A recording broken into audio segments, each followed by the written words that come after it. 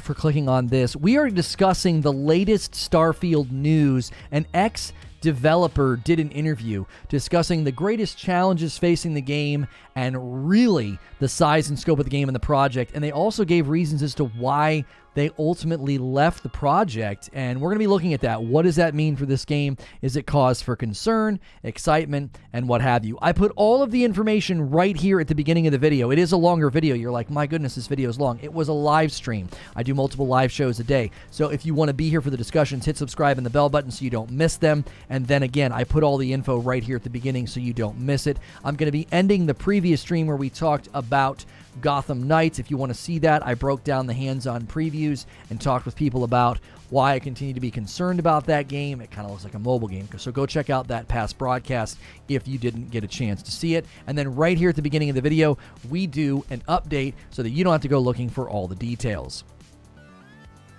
This is a Reforge update. The latest Starfield news is that an ex-developer did an interview about the game, the size, the scope, and why they ultimately left the project. Gonna break it all down for you in a very quick update. If you like these videos, hit subscribe and the bell button on this channel and updates, and head over to Reforge Gaming where I streamed the discussion live. So I want to break down why he left, the challenges facing Starfield, how are they going to pull off 1,000 planets. This interview actually covered quite a bit. So PCGamesN.com sat down with Nate Perkypile, one of the greatest last names ever, and he is the founder of Just Perky Games and a developer for 17 years. 14 of those were spent at Bethesda, from Fallout 3 all the way to Starfield, as an artist on many projects. Naturally, Perkypile was not able to go into depth about Starfield due to contracts and the fact that it's not out yet, but he gave interesting tidbits about the space project. So,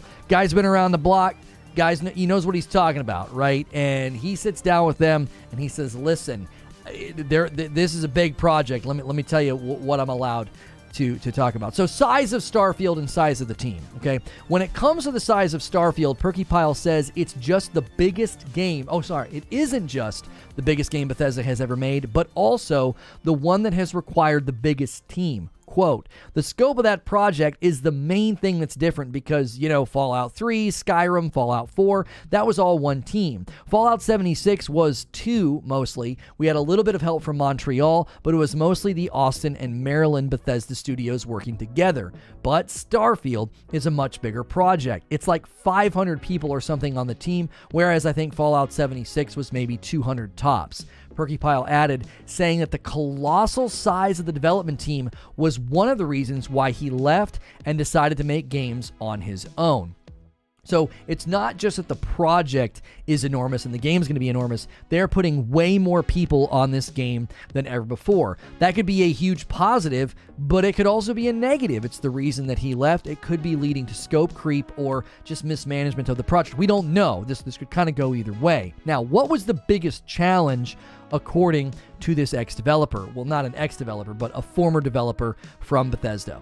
Perkypile said that the biggest challenge facing Starfield's development while he was there was the effort and detail needed to be put in to make an entirely new fictional universe. Quote, there's not always solved problems for how things should look, which can be particular things like the shape of the metal planets. How do you bolt things together? What colors do you use? What materials do they have? How do you have a difference between all these different areas? So that's much harder versus if you ask to just make a follow-up game. Quote, you have to figure out everything, and there's all this extrapolative fiction. I trip on that word. You'd be shocked at how many metal planets that they went into concept. So basically he's saying making things feel handcrafted was a huge challenge, right? So that begs the question, how are they making 1,000 planets? He says, I can't really go into the tech details of it. The map of Fallout 76 is almost 2 times the size of Skyrim, and that was a lot of work for people to do, but it doesn't scale. Even if you wanted to hire outsourcing, you'd have to hire like a country. Realistically, it's a fraction of that team actually working on the planets. So he says, the scale and the scope of Starfield is so big, if you tried to outsource and hire for this, you'd actually have to hire a country. The actual team size working on that is a fraction of what you would think you would need. That could be a huge testimony into the tech they've developed, but it also could feed one of the primary concerns was about how many planets there were. People thought that's too many planets to matter. It's going to lack that handcrafted feel. It's going to make the game feel bloated. That's going to have a lot of empty and pointless planets. All of this points to potential problems. Scope creep. The game's going to be way too big and mismanaged. Optimization challenges. It gives ground to the performance issues that we saw in the trailer. A massive project with this many hands on it and having to build that much and using tech to auto-build some of it at some level is potentially why the game performs in such awkward ways at times. This could be a possible backdrop to the delay and a strand of like the behavior and the silence. Like they've been a little strange. They were supposed to go to this conference and then they said they were going to show a trailer and then they said they were going to show a trailer we had already seen and then they backed out entirely. Like they were there in person but they didn't do a showcase. The scope of the project alone sounds daunting and this developer left over the size of the project and the number of people working on it. Hopefully that's not indicative of the quality and the morale surrounding Starfield, because I really want this game to be excellent, but a lot of things I'm hearing continue to drive more concern than excitement. As always, if you like this breakdown, hit subscribe and the bell button here. Head over to Reforge Gaming so you can watch me live, and I'll see you in the next video. All right, what do you make of this? This is a guy that worked on it. This is a guy that was at the company, and he's saying this game is so big, it's going to have more people working on it than any of the previous games. Oh, and yeah, that's one of the reasons I left. Just too big, too much going on, too many people working on it. Guys, go through the ritual. This is our second talk show of the day. You gave me a bunch of great likes on the first video. Now I need your likes again. Make sure you're on top chat. I'm sorry. Make sure you're not on top chat. Make sure you're on live chat so you can see what everybody is saying. I myself am switching right now. And smash that like button. Give us our first 100 likes very, very quickly. Big yikes. Why is it a yikes, Corey? Why is it a yikes? My read of it is a yikes, or you think the game, what you're hearing is a yikes? He's poking the bear. He's doing it, chat. I don't know. Seems like too many teams, no oversight. Sounds like a coward. Sounds like Todd Howard talking about Fallout 76. I didn't get the impression from this guy that he was hyping the game. I thought he was saying this thing is massive, right? This thing is enormous. Introducing YouTube handles. We're letting you know that over the coming weeks, YouTube will be introducing handles to make it easier for members of the community to find and connect with each other. Your handle will be unique to your channel and how people mention you in the comments, community posts, and more. Here's what you need to know. We're gradually rolling out the ability to choose a handle for all channels over the coming weeks, and you'll receive another email. So it sounds like you guys are going to be able to select a username. That's something that we've been asking for fricking forever. So you won't have to be in chat as like William Smith. You'll be in chat as like a username, which will make people more apt to probably talk in chats and become members so they don't have to literally freaking dox themselves. Why would he leave if the game, if it was a great game to dev for, says Corey. Half of the dev team were dedicated to making the ladders in the game. We expected these ladders to be putting the rest of the industry on alert. Shut up. Am I even allowed to change at this point? I mean, you could change your name to be cute to something like Zubair and spell it differently. We would all know who you are. Like, you don't need your full name. I'd get more fun out of the monkey bars in the park. Quick, someone steal Abe's username. Part of me feels like this guy was used to being the big fish in a small dev pond. Now he's a small fish in a big dev sea, and it isn't getting the eyes and praise he would normally get. I didn't get that vibe at all from this. If you guys are just tuning in, the latest Starfield news, an ex-developer did an interview and he talked about just how large this program is, this project, the Starfield game. Massive project, and it was one of the reasons he left. I didn't get the feeling that he was like, oh, I'm not the big guy on the playground anymore. It sounded like this is literally the biggest game we've ever built, and the number of people working on it, it was like, I want to go do things on my own. Maybe he wants to do smaller scope projects. Maybe he wants to do something that doesn't feel so bloated. I don't know. There could be any number of reasons that he felt that way. I literally have to change my name every time I have a meeting at work. Don't want to go to meetings as Mac 2099. Yeah, so yeah, handles are going to roll out very soon. I think I hope they spend the rest of this year ramping up for live stream push next year, because I think live stream could get a lot better treatment on YouTube.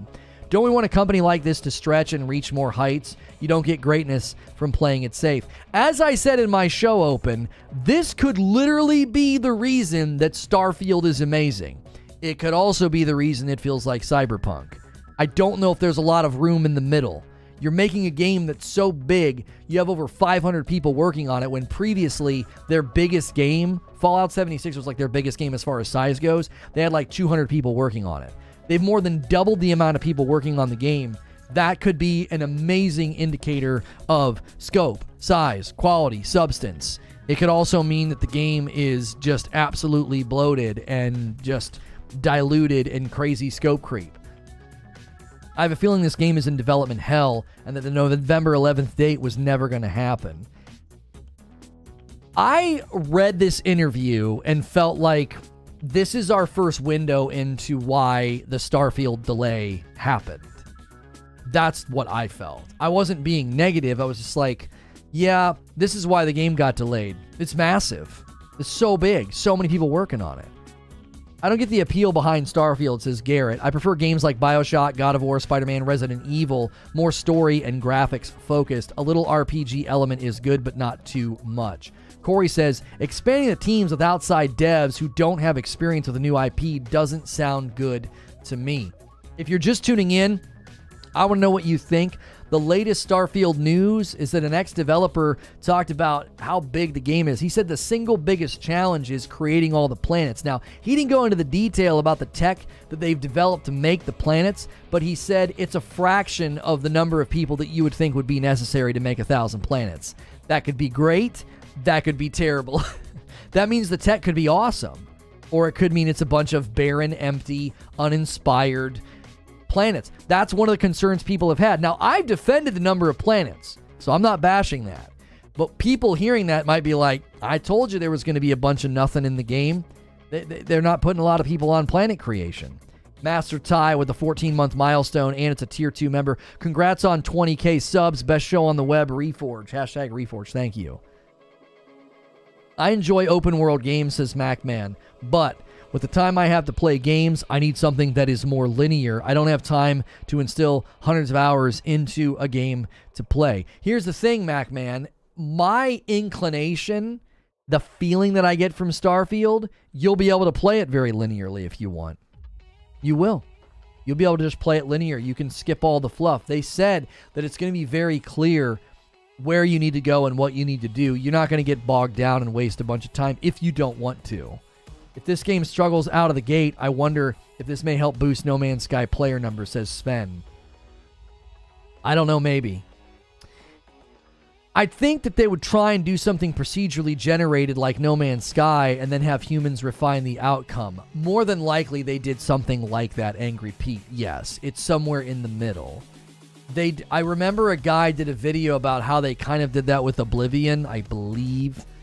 You know, it was handcrafted, but it generated a bunch of the stuff first. The developer worked on Fallout 3. 80 people worked on that game. Just like a massive expansion of the team was too daunting. He's working on an indie game right now. Right, Ghost, I don't want to spend a lot of time theorizing why he left. I don't think that's worth our time. Because I don't want to try to doomsday. Well, he left because the project's bad. That's not my goal. My goal is to say, what did he say about the size and scope of the project? What did he say about the size and scope of the team? What did he say about the tech involved? Starfield 1,000 planets was a headline that everyone felt was maybe a bit too much. Right? And this guy's saying, if you actually wanted to hire enough people to build those 1,000 planets, you'd have to hire a country. He's like, it's a fraction of what you would think would be needed to build all those planets. I think the Starfield is going to be sold to the wrong gamers. If you do not play and love No Man's Sky and Elite Dangerous and love them, you will not like Starfield. I 100% disagree with what you're saying. I do not think so. I do not think if you don't like No Man's Sky that you're going to dislike Starfield. Starfield's going to appeal more to fans of Fallout than No Man's Sky. I don't think fans of No Man's Sky are going to flock to Starfield and find it to be familiar or similar to what they're used to playing in No Man's Sky. Broken Messiah says, that's him saying the game will be mindlessly bloated. 16 times the ambition, 16 times the development staff, 16 times the development times. 16 times. In 2002, 1,000 Planets sounds great. It doesn't in 2022. I think you're looking at Mass Effect style games, story, and a bit of exploration. I agree with that, Asian Slick Slaya. If you guys are just tuning in, this is our second show of the day, so do me a favor and smash like. Let's look for 200 likes. Hit subscribe so you can talk in my chat. I want to hear from you. What do you think about the latest news, the latest Starfield news with this interview? I think, or I'm high on copium, that Bethesda is really going to deliver this time. Maybe deliver as big as Morrowind was for its day. They're feeling the fire in the eyes on their backs. Look, the fact that this ex-developer said this is the biggest game they've ever built, and this is the most people they've ever put on a project, I mean, that means they believe in it. They're putting a lot of eggs in this basket. I swear, if this game comes out and it's like Avengers, I'm gonna lose. Yeah, you're going back to the first topic. I can't interact with that, Storm Thunder. We got to talk Starfield now. You can't take our topic down that road. We did that this morning. All of this people bashing Starfield, saying it's gonna fail. Just say you don't like ladders and move on. I would actually appreciate it if the game were more like Mass Effect games. I like the story with the exploration as a secondary idea. You know what's funny? I got the impression that this was going to be more like a Mass Effect. You know what I'm saying? It looked like it was going to be more like a Mass Effect, like go into the towns, go talk to everybody, you know, really, really in-depth character models and designs, and then you would go out and do your exploration. I remember defending the game when people got really angry about not being able to personally land and take off from the planets, and I said, this game feels more like Mass Effect to me. I don't need to personally land and take off from the planets. I'm going to be kind of running the operations from the ship, get off the ship, go talk to people, go around and do stuff. It's an exploration game second. It's an RPG game first. The gunplay looks clunky. I really want to get my hands on this game because I also agree that the gunplay looks kind of clunky. It just doesn't look smooth. It doesn't look... I don't know. There's something about it. By the way, guys, a lot of you are lurking. We did a redirect, so this is our second show. We finished our first show, so if you're lurking and listening and you enjoy the content, we really need that first batch to come through. We need those people to smash that thumbs up. The gunplay looks crappy.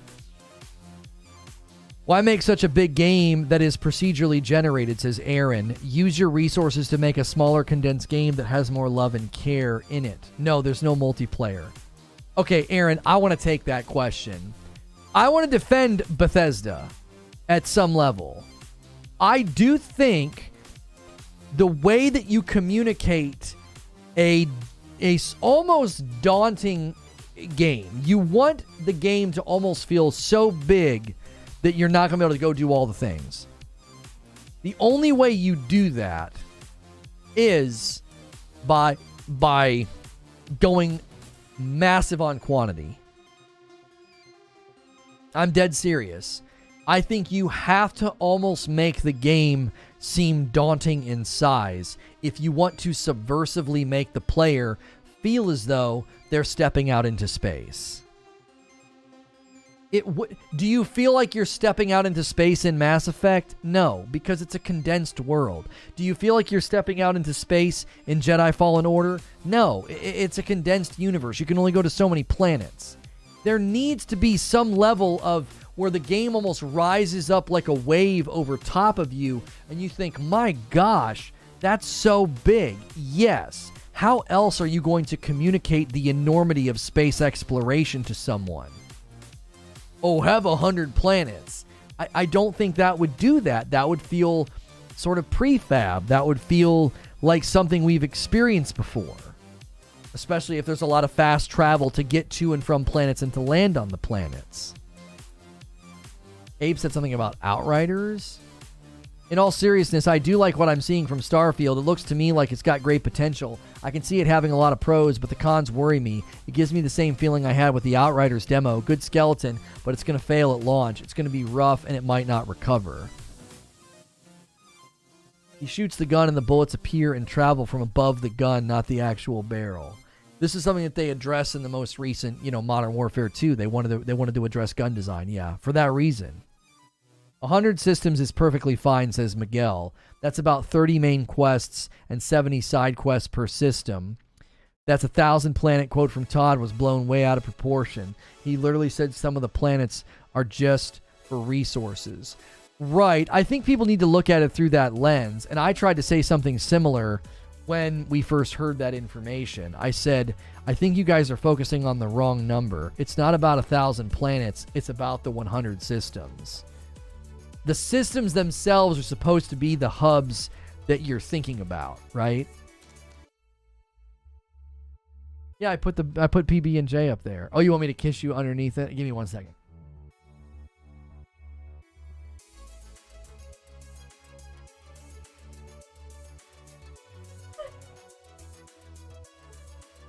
Nothing in my pocket. No treats and candy for you. No, I'm working, babe. No, off topic, but Wild Hearts hands-on reviews are coming out. Yeah, one of the CMs reached out to me. They updated their website because of our coverage of that game. That was kind of cool. Bethesda Game Studios is big on world and tone, says Infinite. They're masters at environmental storytelling. I don't think they would have attempted to build this game if the tech wasn't there. You need it to feel like it's space. That's what I'm saying. I think you need the number of planets. Hey, Lono, do you think you'd ever make a Reforge Gaming polo shirt? It would look so professional. I'm not really a polo shirt wearing kind of guy. We are going to launch merch very soon. Right now we have the Reforge Roast Coffee, and there's merch on that site for the coffee. But we don't have any Reforge Gaming shirt merch over there outside of the coffee and just the Reforge Gaming t-shirts, I believe. So yeah, that is that we'll have that in the future maybe. Well, look wood good on you, not gonna lie. I'm very much a t-shirt and jeans kind of guy. That's supposed to be a safe for work stream. Whatever happened to that? You can watch the trailer in slow-mo, all cut and spliced. Can't even get a trailer with a solid 2 minutes of continuity of gameplay, says Corey. That is a concern. What we've seen of Starfield gameplay does feel all over the place. It does. You know what I'm saying? I got this weird feeling when I was watching Force Gaming's video about Starfield. And he was looking at Digital Foundry and some of the other places. And it felt like we had 4 different vertical slices. There was a vertical slice of like interior gunplay. There was a vertical slice of exterior movement and gunplay, like moving around. Then there was a vertical slice of like space combat. And then there was a vertical slice of like walking around a city. And it's like, there's a continuity problem here. And when you read this interview, if you're just tuning in, the Starfield news, this ex-developer is talking about how this is basically the biggest game they've ever made. And they have over 500 people working on it. And the more I've thought about it, the more I feel like this is why I can't wrap my hands around the game yet and get a feel for it. I feel like I'm looking at 4 different vertical slices and they don't match each other. Like it's all in the same area, same planet, so what's the deal? Exactly. Imagine watching a trailer for, God of War Ragnarok and seeing one biome and then another biome and then another biome, and they all look different. Graphical fidelity and movement and performance is different in all of them. You'd be like, what the heck's going on? That's kind of like what this kind of feels like. They only have 500 working on this. 500 is a lot. The ex-developer interview about Starfield, he said that Fallout 76 had like 200 people working on it. He said there's way more on this. And Fallout 76 was like the biggest game they've ever made as far as size. It was massive. My biggest pet peeve with sci-fi to media is the idea that everything in space is close and relative to space. A vast majority is empty. Sure, but people want to... It's a video game, right? You know what I'm saying? You got to kind of remove some of that. I mean, even in Star Trek, where they can travel insane amounts in short periods of time, they still are constantly focusing on when they're close to a planet, when they're close to another ship. He threw a grenade, it blew up the NPC, the enemy bounces up to the ceiling and stays there, glitches out, and then the footage gets cut. I'm hyped for Starfield. I know that they are trying to do, and I love making your own ships and bases and exploration. The mystery of the alien tech is going to be great. Yeah, if you look at all the internal parts and pieces of the Starfield gameplay that they've shown us up to now, yeah, I'm excited. You know what I got the most excited about Starfield is when they showed the interior of the ship changing and getting staffed. I was like, I'm going to have my own Star Trek experience, bro. I'm going to have my own. Do you think we see another delay? Oh, yeah, I think the Starfield release date is late next year. I think it's getting delayed again. Yeah, we just covered that the other day. Yes. The Steam database updated in a really bizarre way. I think Starfield's landing next year, like late next year. Yeah. I think Redfall's going to launch on time around March. They probably have DLC planned for Redfall, and I think Starfield lands late next year. I actually think I think this interview is part of the reason why I think it. I think this game and this project is so much bigger than a lot of people realize, and I think they're having trouble with it personally. And I know I've said that, the Xbox Series S is one of the reasons for the delay, but I don't know. I think there's even more going on than we originally thought. That's what I meant. Most players aren't going to go to all the planets, so it's a waste of work and time. No, see, that's the mistake, Aaron. That would be like looking at an open world game, looking at the player looking at like a player heat map, and concluding that 70% of the player base did not explore the entire open world, so what's the use in creating open worlds? That's a fatal mistake. The open world is out there in front of you. Let's use The Legend of Zelda Breath of the Wild as an example. You see that massive horizon open world, and I guarantee you a fraction of the player base went and saw everything. I bet you 80% of the player base saw 30% of the map. Does that mean you shouldn't build an open world game? I don't think that's a good argument. You have to let outer space in Starfield, you have to let open world games almost daunt you with the task of exploration. That's important to the experience. The amount of planets adds to the uniqueness of each player's experience. Exactly. You might find something, do something, or take some path that nobody else is really taking in your circle of friends. And that's you crafting your own experience. That's memorable. My cat doesn't want the door open so she can leave. She wants the door open so she has the option to leave. Yes, that's exactly right. This is one of the reasons why I've said open world games need to have exploratory purpose. Is that mountain there for me to go look at, or is it an art piece? Is it just there to look pretty? And this is what Breath of the Wild was masterful about. That mountain might have purpose. You won't know until you go up there. Most of the time, it did. There was stuff up there to find, enemies to fell, secrets to discover.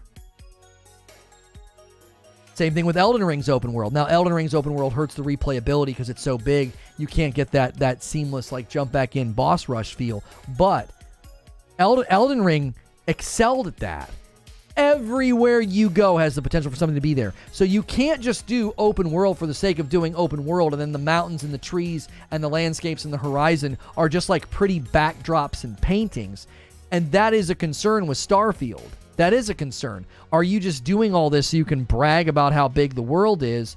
Or is this backdrop, is there exploratory purpose? I think there is.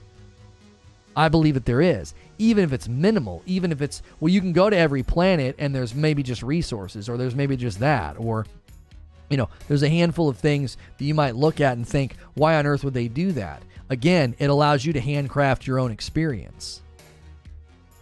If you guys are enjoying the coverage, man, you gotta help me out here. We just hit 200 likes. Help me hit 300. There's over 400 of you here. If you're here on a regular basis, hitting like is free. So is hitting subscribe. Hit subscribe, jump in the chat. I want to hear from you. You got to be a subscriber to interact with me in my chat. Disagree with me, agree with me, criticize the game, criticize my coverage. What do you got?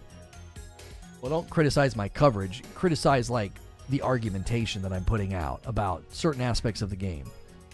Don't forget that this will be the first game on Creation Engine 2. Most of the Bethesda jank could be fixed finally. I don't have a whole lot of hope about that. It's still, at its core, that engine, right? When are we doing the Star Wars watch party? I missed last Friday of October. Yeah, last Friday of October. Hopefully there is more incentives other than resources to gather in some of the random planets, because that makes games great to explore. Hang on a minute though, Sane. Hang on. Don't forget about Starfield building. Like, you can build in this game. You can build bases. You can build places where you hire people to run them and to do things for you. Seriously, my patron just moved to YouTube. His chat gets the like counter up to viewer numbers within 30 minutes. And it shot his streams out like a rocket. I hate that I have to hammer away on it, but we notice a significant difference when the like ratio to view count is healthy. It makes a massive difference. I doubt that this game won't have jank. We saw it in the trailer, and let's be honest, would you want a Bethesda game without it? I want a Bethesda game without all the jank. I do. Will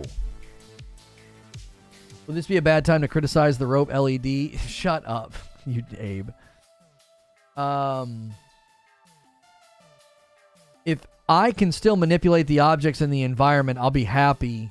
I piled all the dead bodies in the fire pits of Skyrim. I think that people generally excuse Bethesda for their bugs because of that. I can pick up every cup. I can pick up every blade of grass. Well, not blade of grass, but I can pick up every piece of paper, every can of beans. And it's like, okay, we talked about this last week. Is that still a gimmick that we would classify as a hook? Or is it becoming a, yeah, so what? Does that make sense? I know our game's kind of glitchy and buggy, but you can pick up literally everything.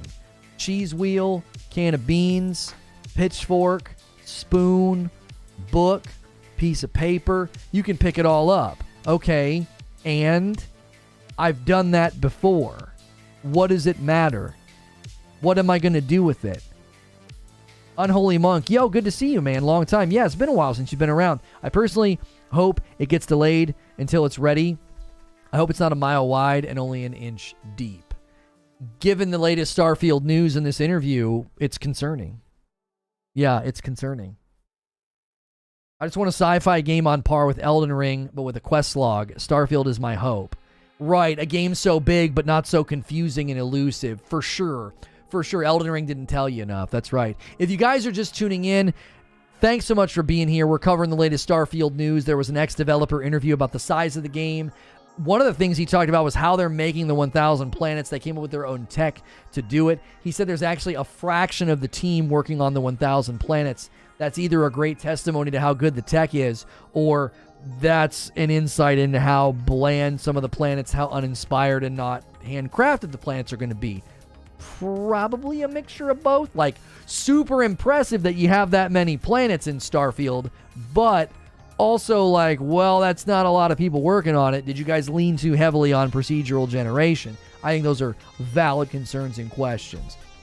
As we continue to see the view count climb, guys, smash that like button. We only need 60 of you to get to the next milestone. And I'm telling you, when we hit the 200 and the 300 relatively quickly, it does make a difference. It's a great way to support the channel, and it doesn't cost you anything. Now would be a great time to gift members, super chats, or become members the first 30 minutes of the broadcast. I'm looking forward to the mods that it's going to get. See, the channel's up to 20k subs. Yeah, we just hit 20k subs yesterday. As long as Starfield gives me Mass Effect vibes, says Abe, I'm effing sold. Modern day Mass Effect with Bethesda magic could be amazing. I don't know if it's going to be, you know, it might give the Mass Effect vibes, Abe, because it does seem like you can do quite a bit just from the ship. You know what I'm saying? How big do you think one planet will be? That's the question, isn't it? Is one planet going to feel like its own microcosm, like its own game? You know? Are you going to be able to walk corner to corner? Are you going to be able to build wherever you want? I don't know. I don't think you can compare Elden Ring to Starfield or even Fallout. Elden Ring, the focus was the combat and build potential, whereas Bethesda famously has subpar action and great world building, characters, and story. I think that's fair, Chris. I do. I was more speaking to exploratory purpose. If you're going to build a giant open world, if you're going to build a huge universe with 100 systems and 1,000 planets, then give me a reason.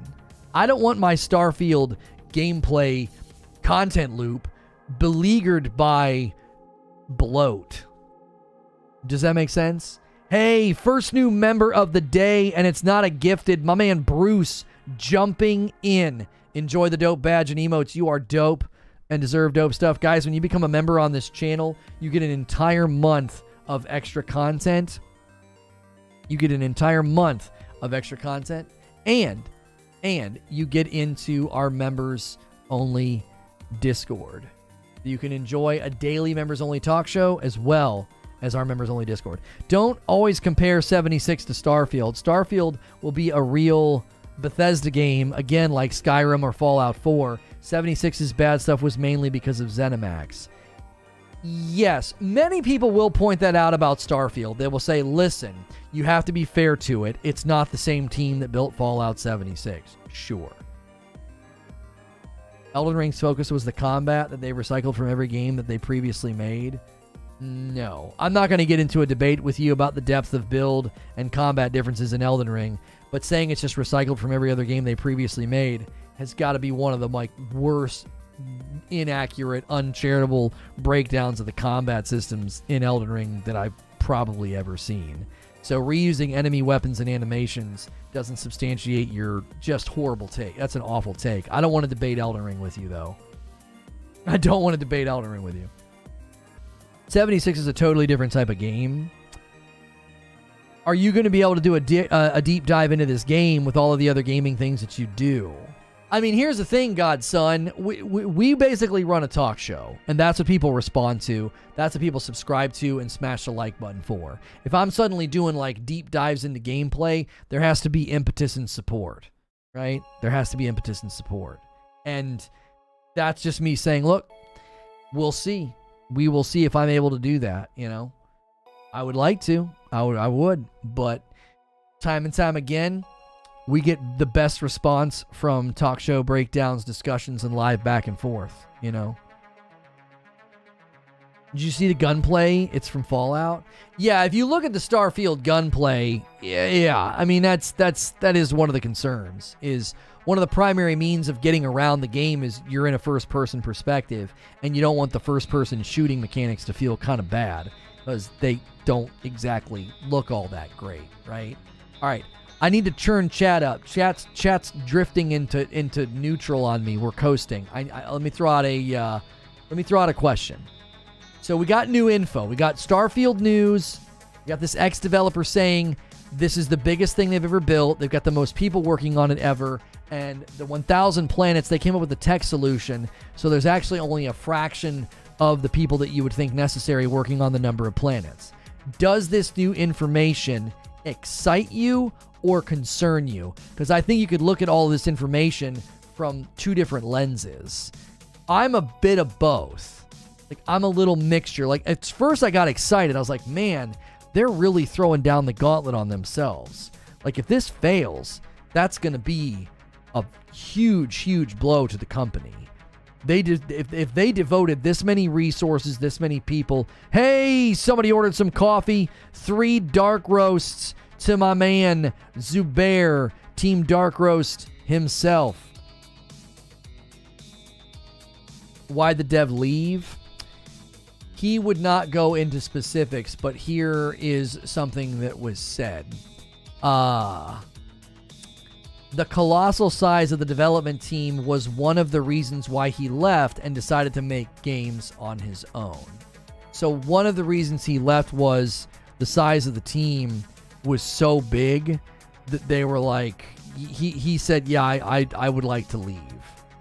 You know, they had about 200 people working on 76.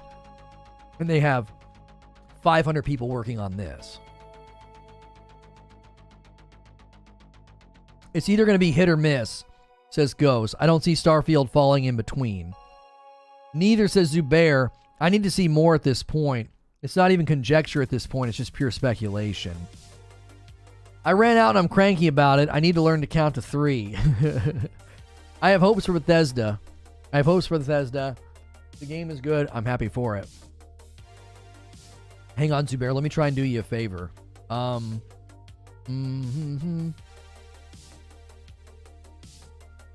You're the first order of today. If you haven't used the coffee labels yet, Subaru, no. Zubair just ordered. Yeah, we may be able to get you printed and shipped with today's.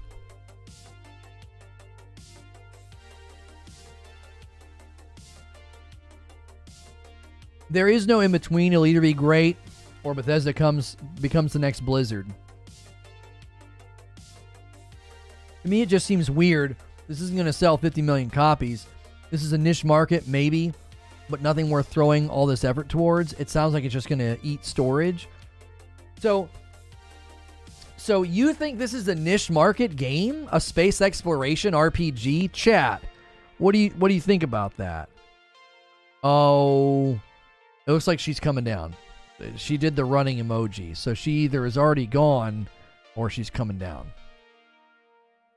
It concerns me because the ambition they have for the game and only 500 devs. I've never played Bethesda games, but I'm comparing to what I've seen for Star Citizen, which may be apples to oranges. You have to understand, Starfield has more devs working on it than any of the previous Bethesda titles. Does that make sense? Not niche in my opinion. Very mainstream, but hopefully enough to do for a hardcore audience. Yeah, I can't see this being described as niche or very niche. How is a space RPG? Like, when we were watching one of the most recent showcases, somebody was like, bro, is every game an outer space game now? It's a pretty big, I don't know. It's a pretty big category of game, is it not? Open world RPG, outer space?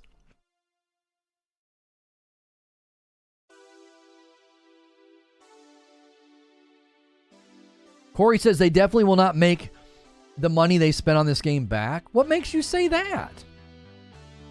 I'm actually not that concerned about the game's commercial success. I'm concerned about the game's ongoing health and uptick. Right? Not niche at all. What you on? Yeah, I can't see this game being described as niche. I cannot see this game being described as niche by anybody. One of the biggest MMORPGs is a space shooter, looking at you. Right. If you look at the success of any of the games that have come out as of late, you know what I'm saying? They're very, very in this vein.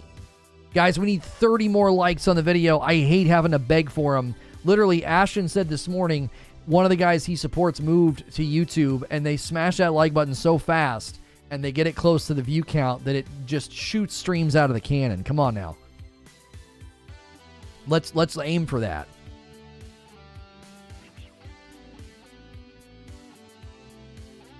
Oh, you don't think they're going to make the money back because it's going to be on Game Pass? Oh. I didn't... I wish I could hit like more than once. Your interaction with chat is great. Well, thank you. Zinthos hitting a 14-month milestone as a member. Welcome back in. Started my morning with a flat tire, but that's not enough to ruin my day. Hope y'all have a good one. Sorry that happened, man. No multiplayer benevolent. The shooting mechanics in Starfield seem to align with Cyberpunk. I don't see Cyberpunk in this game at all. I see Fallout. Based on the sales figures I've seen for Bethesda games on PS, I doubt it's very commercially successful. Also, given it's on Game Pass.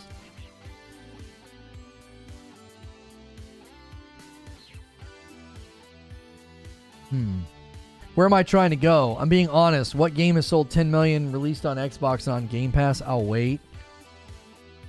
Yeah, you know what? maybe that's why the buyout was appealing to them. Right? Yeah, like what Distorted's saying, it's a Microsoft-owned IP. Do they really need to worry about the Game Pass element? Think about it. Maybe that's why the Microsoft acquisition was so appealing. They were like, that's a great way to make our money back. Get bought and then have distribution on a platform and a market saturation. It's going to be incredible.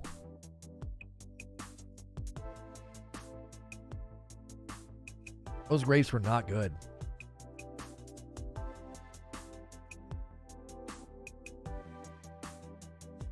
Considering it's going to be on Game Pass, will there be microtransactions?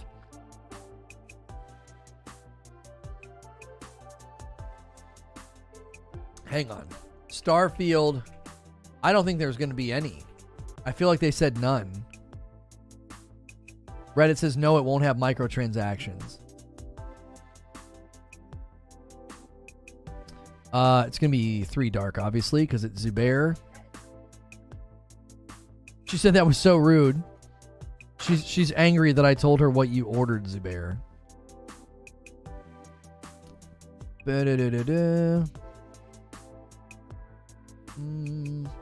This customer service right here. He said he ran out. He wasn't paying attention. Coffee comes with 2 children. First order of 3 dark. You've won our 2 children. Do you think it'll be delayed again because of the just Steam listing? We covered that the other day. I actually think that Steam update points to another delay. It does. It really, really does. I do. I would spoil those kids rotten and then send them back. The subscription feature sounds like a lifesaver, Zubair. Yeah, we do offer a subscription service and feature. Yeah, they already are. Yeah. Uncle Zuby, give us ice cream for dinner. Yeah, deal with the fallout and how terrible they feel afterwards. Anyone have ideas on Game Pass factors into game sales? Like how many downloads equals a sale? Yeah, I don't know. I don't know how they do it, Abe. I really, really don't. Come on, guys. Like 17 more likes. Oh, my gosh. Y'all that are here all the time, it's such a degradation to the show to have to bring it up. We've got to be better about this. Got to take some ownership in the daily content that we do here. It's free daily talk shows. We ask very little. You gotta come with us. And then if you're here, you gotta smash like. Yo, Rainbow with a whole year. Welcome back. What do you mean, y'all? Not when 2 games cost you $1 billion to make. I mean, do we know that? Do we know what the cost of development on this is? Especially with the family plan coming where you can have 5 people on. Y'all, or y'all. Considering they're using an updated creation engine to make the game, they might need that many devs to make the same quality that took half the team before. Yeah, weird dude. I don't know if that's why they have this many people working on it. Like, I don't want to presume that that's the reason why they have this many people. So, I typed a message and YouTube filtered me again. It's so weird.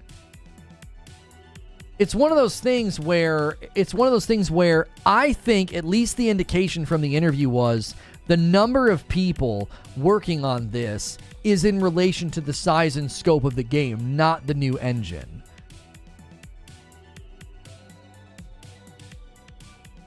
We know it costs $500 million. Well, we don't know the exact figure on Halo. Wasn't that an estimate from like one article? You don't think Starfield, which is bigger than more and has more devs, costs less? I don't know if that's a locked-in figure on Halo. I thought that was an estimate that was their investment that was going to be done over the course of 10 years. Do you know what I'm saying? I don't feel like that's the case. I don't feel like we can say, $500 million that was speculated on the investment into Halo Infinite over 10 years. That means that they spent more than that on Starfield. 500 people at $60K a year is $30 million a year on salary alone.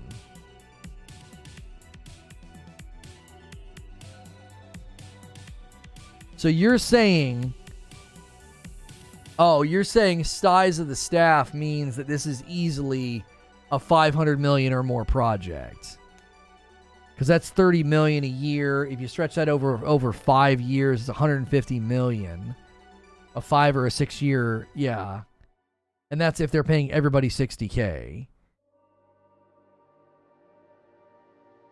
I hate that people are thinking this will be another Cyberpunk. The game was plagued by the sickie and being forced to be optimized for like 7 different consoles. Nobody forced them to do that. They chose to do that.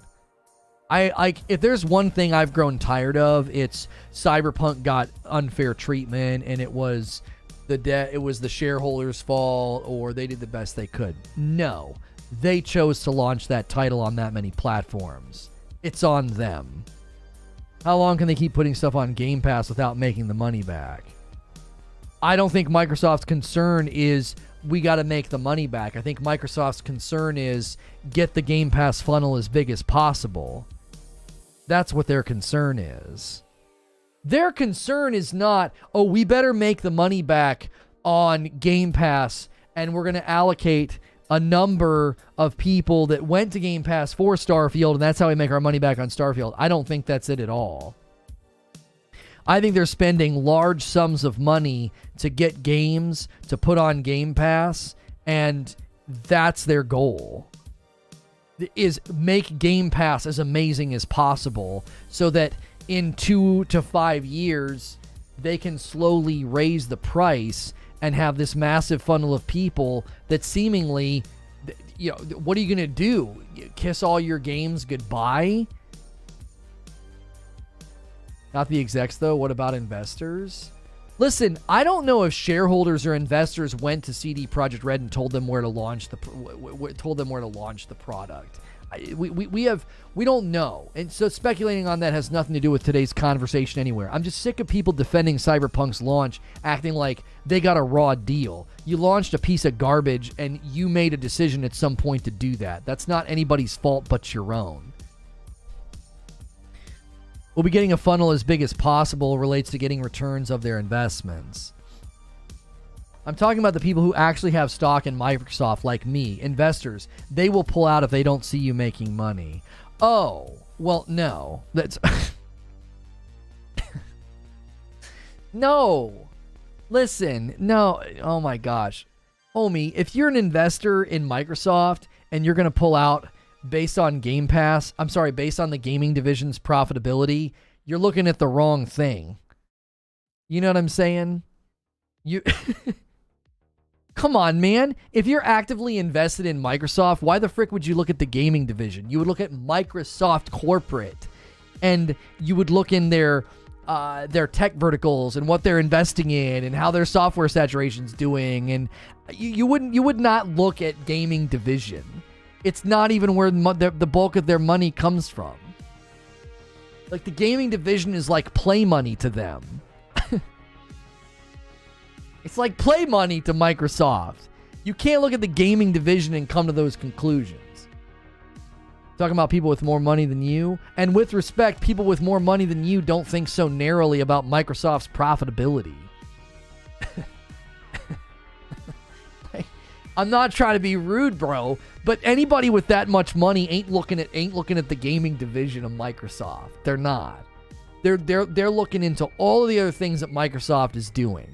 Their cloud-based services becoming entrenched in the global market. Like, that tech solution alone, Azure. I mean, come on, bro. Like, nobody's looking at the gaming division and being like, I better pull out.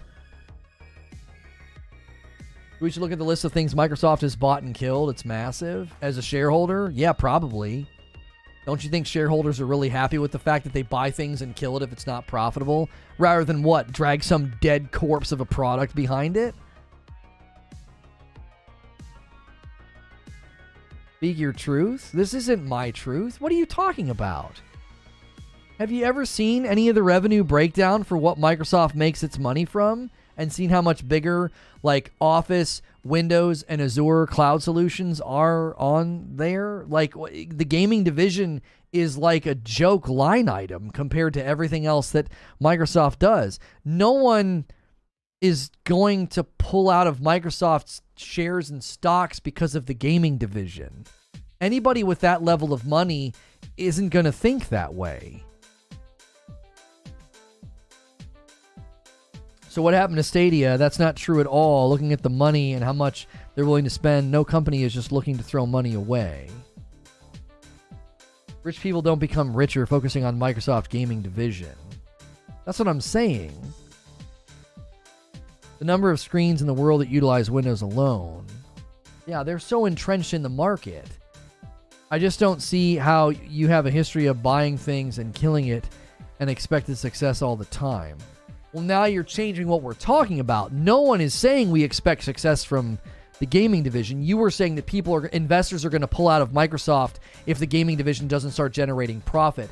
And I don't think that that's the case. I have a heavy investment in Microsoft and other tech companies. My stocks report does not show me the gaming division is doing because I don't care. Their Azure is a big chunk of the revenue. Office 365 is doing really good. Gaming division is part of the Azure cloud. Sure, but that's not necessarily what the money is coming from. Like the Azure cloud is generating profit because people like Sony are using it. Like it's being utilized by really, really big companies. If you guys are just tuning in, we're kind of getting off on a rabbit trail. We need to get back on track. It's too early in the show to debate this anymore. We can't go down the Microsoft business analysis. Starfield news that came in the form of an ex-dev interview talked about the size and scope of the project, and we've been discussing whether or not we're concerned. Now, the reason we went down this rabbit trail is legitimate, but we can't stay there. Someone was essentially saying, Corey and others, how's the game going to generate profit? Because they're spending clearly tons of money. 500 staff, according to the interview, 500 staff, the most staff that Bethesda has ever put on a project, is working on Starfield. Roughly 200 people worked on Fallout 76. So the question is, what's that budget look like? How much money are they spending on Starfield? And does all this information point to another Starfield delay? Will we have a Starfield release date before the end of the year? You know, once the marketing really starts to ramp up in the holidays and stuff, especially around Game Awards time. Do we know how many hours they expect people to put into this game? I don't think they have indicated that, have they? Starfield game length. Oh, according to Todd Howard, the Starfield length and how long it will take to beat the game is around 30 to 40 hours for the main story and quest. It was revealed in an interview with IGN where he confirmed a number of new details about the game. So, yeah, game length was revealed back in, looks like June, where, you know, that's pretty substantive. That's a lot of hours. That's a lot of hours to put into a game like this. Just to do main story and side quest. You know, 30 to 40 hours. That's pretty healthy.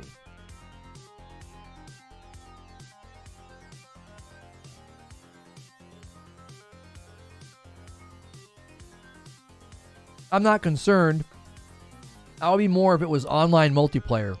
I'm surprised I didn't go that route. Right.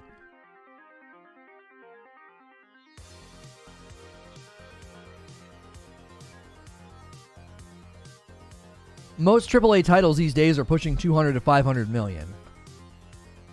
There's people that complained about Starfield multiplayer, like there not being any. There are people that complained about that. And I thought, if you're commonly having like a person, hey, somebody else ordered some coffee, my man T-Bone grabbing a bag of dark roast. My wife's already done doing labels. You'll get printed with tomorrow's orders, T-Bone. Thank you.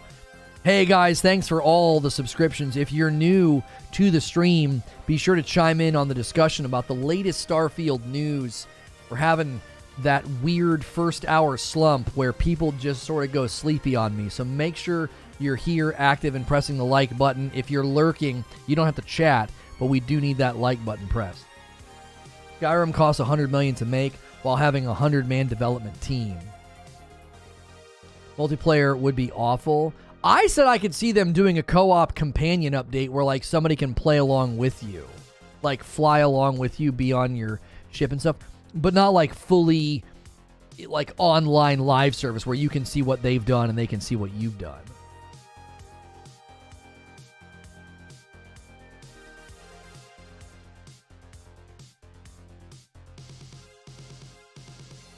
They love to send like a companion with you. They do.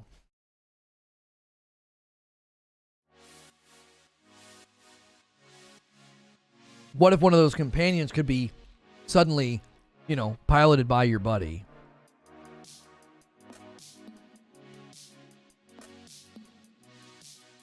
I wasn't sleepy. I'm deleting emails, sir. Yeah, Haley, what's good? Like Halo got co-op. Well, split screen's the thing that got axed, You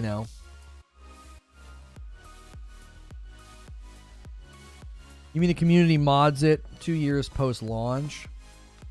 Well, the other aspect of profitability not being considered here with Starfield is selling it to PlayStation at some point. That cannot be fully ruled out to earn profits. I have said that I believe Starfield will end up on PlayStation. I've said that.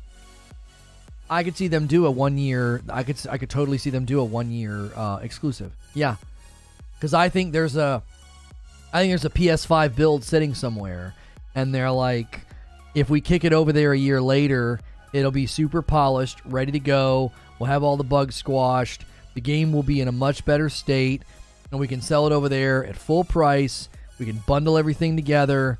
I actually think that could be a distinct possibility. I've had a lot of people tell me that I'm crazy when I say that, but I could see them do it. I could. A PC port? Well, it's going to be on PC and Xbox when it launches. The Starfield release is going to hit Xbox and PC same time. There was rumors about a PS5 timed exclusive, which means I believe that Starfield will land on PlayStation. It'll never go on PlayStation unless they put Game Pass on it. No, that's a false dichotomy. There's going to be plenty of Microsoft-owned property that lands on PlayStation, even though it's on Game Pass. You get the best of both worlds. You get the best of both worlds. They get to bulk up their Game Pass. They get to bulk up their Game Pass funnel and make Game Pass more valuable, and they get to make money on the other platform. You get to do both. Yeah, it's an Xbox console exclusive, yes. Big insider drop today about the issues at 343. Oh, golly. Oh, golly. Let me guess. Engine and the dev tools are a part of the highlight. Will be worth looking at. I want to read I want to translate the first. I just want to translate the first tweet. I do. Our favor in Slipspace bad tools, as you have often heard, it's not really the story that we had. The sequel. First, our sources. We have several which are classified into two categories, detailed below: external sources and internal sources. Yeah, I'll have to look at that later. I might have to keep translating the tweets. They barely want to honor the agreement with Activision. There's no agreement here. I have two PS5s, a Switch, and Xbox, and a gaming PC. I get what I want. I just think my personal theory is that Microsoft's strategy is going to change with their property. I think the goal is bulk up Game Pass and sell it everywhere else. That's what I think they're going for. I don't think Corey is thinking high level on this. Game Pass benefits the Xbox ecosystem, and then you make money, and then you make Sony pay for it. That's a solid business profit acquisitions. That's what I've continued to say. They said Starfield was Xbox exclusive. Yeah, but they can come out and say, yeah, it's a timed exclusive. You see what I'm saying? Like, I'm not saying, like, let's forget, okay, no, let's stay on Starfield. I think the Starfield release date is going to be a huge Game Pass funnel driver. That's what they want. And I think a year later, kicking it over to Sony so they can make more money on it, you have to see, that never degrades what a Microsoft fan gets. You always get that game on Game Pass. It's day and date, it's dead center to that ecosystem's identity. What, are you going to be mad that they let other people buy it for $70? Well, you see what I'm saying? I can't see a Microsoft consumer giving a crap about that. Yeah, sure, let Sony buy it. I got it on Game Pass. There's no reason for the consumer to feel jilted by that. Like, oh, that's lame. I thought it was an exclusive to us. I think the current subs would freak out. But why? You got a AAA gigantic game on day and date. You didn't have to buy it. And a year later, they let other people buy it at full price. Why would you be mad about that? Wouldn't you throw confetti in the air and be like, ha, you guys have to buy it?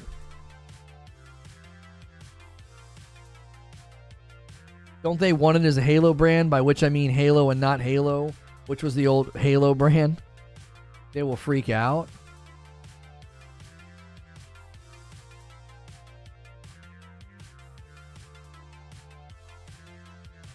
Okay.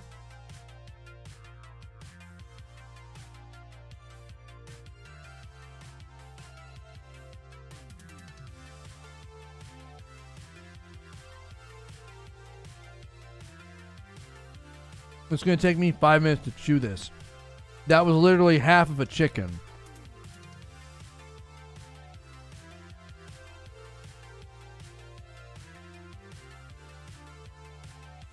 I literally couldn't get the chicken to stop coming out of the burrito. It's like, oh, there's more. Oh, there's more. Oh, there's more. Like Jimmy at Christmas. I'm going to choke. Typically, Lono is a good on-camera eater. Today is not one of those days. I ran out of room.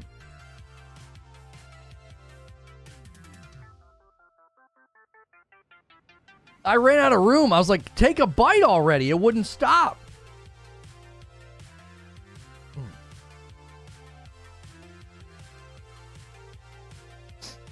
People get mad about everything. Some Sony fans got mad when they released their games on PC. You just have to ignore those people. Here's the thing. People getting mad about that are not going to unsub from Game Pass. They're not. Is somebody actually going to unsub from Game Pass if Starfield ever lands on PS5? Are they going to do it in a quantifiable number? We've been streaming for an hour and 6 minutes on this topic. The latest Starfield news. There was an ex-dev interview. If you're enjoying the coverage, if you've got questions or input, hit subscribe so you can talk in my chat. Smash that like button. Let's set our sights on 400 likes. Ain't nobody on PlayStation going to buy that game if they want to play. They're going to play it. PlayStation players are not going to sit around and wait for a year to play it and game a game they're interested in. No, I think you're absolutely incorrect. There's been plenty of timed exclusive that lands on other platforms and people buy them and play them. Maybe they do a 2-year exclusive. I have all the consoles like you, so in the grand scheme, I don't care. I work in the business tech world, so I can see this happening for sure. They have these things called teeth. Yeah, well, the chicken was tough. Like, I literally... It's supposed to be, like, shredded, and it was literally a giant piece of chicken in the midst of all of the shredded chicken. No, because the value proposition is brands new games for free on launch. That's what I'm saying. If you get Starfield on its release date, let's say the Starfield release date is in the middle of next year, and it comes out and you get it day and date on Game Pass, that's the value. That's what you were sold on. If like a year later, I can buy it for $60 or $70 on the PlayStation 5, how does that disrupt the value proposition that you got for Game Pass? What's the current topic? Like Starfield news, an ex-developer talked about how many people are working on it, the planets, how they're making the number of planets, and now we're kind of talking about whether or not Starfield will ever land on the PS5.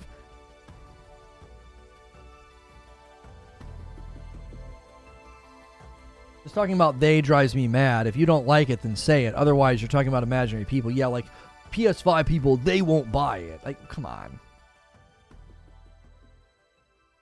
More or less consumers have multiple systems, so I'm willing to bet a majority of the Sony peeps have an Xbox. No, Microsoft's been transparent about the fact that they cannot convert Sony fans to their platform. They spoke about this. Would they really care? By the time it lands, they would likely have finished playing it and looking ahead to the next day and date. Would Sony fans care if God of War Ragnarok came to Xbox in 2 years? I would say that that's different. I'm not saying Xbox fans would be furious if Halo came to Sony.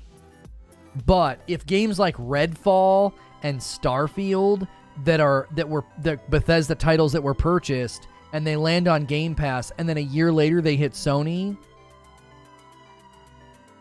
I guess Xbox fans might get mad about that because they're looking at things in such a weird way of like, our dad's got points on the board. And then if the game comes over, then everybody would be really angry. Like, I equate God of War with Halo. It's like a central icon brand driving video game. I don't know if I see that in Starfield. I think they want Starfield to become like God of War in HZD. I mean, I don't disagree with you, Zubair. I have literally a stream on this channel called, Starfield, the next flagship, or whatever we put on the thumbnail. The marketing and the way that Microsoft kept positioning Starfield, I felt like they were positioning it to be the next flagship of the Xbox ecosystem and the Xbox platform.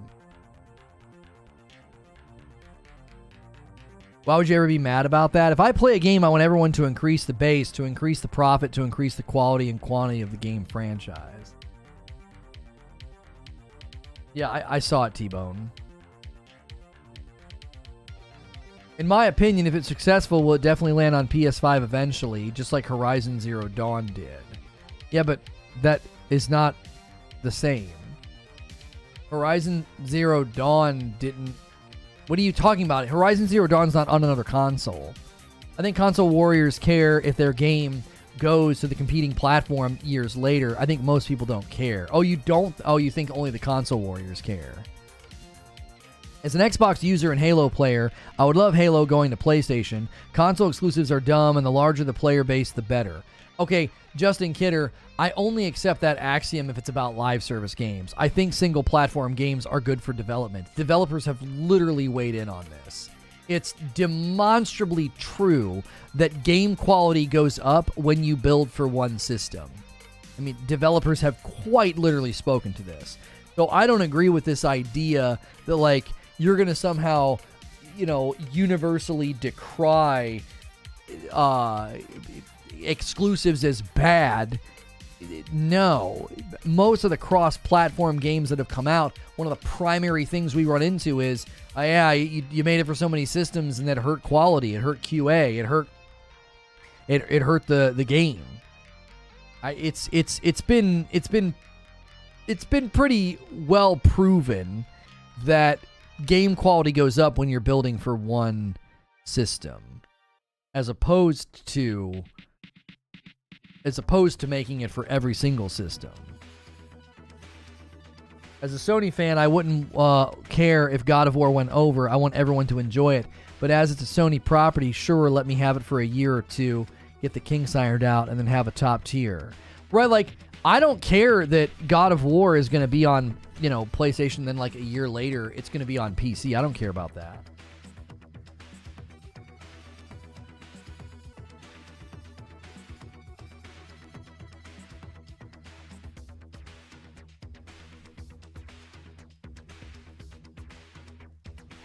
Starfield will run best on the Switch.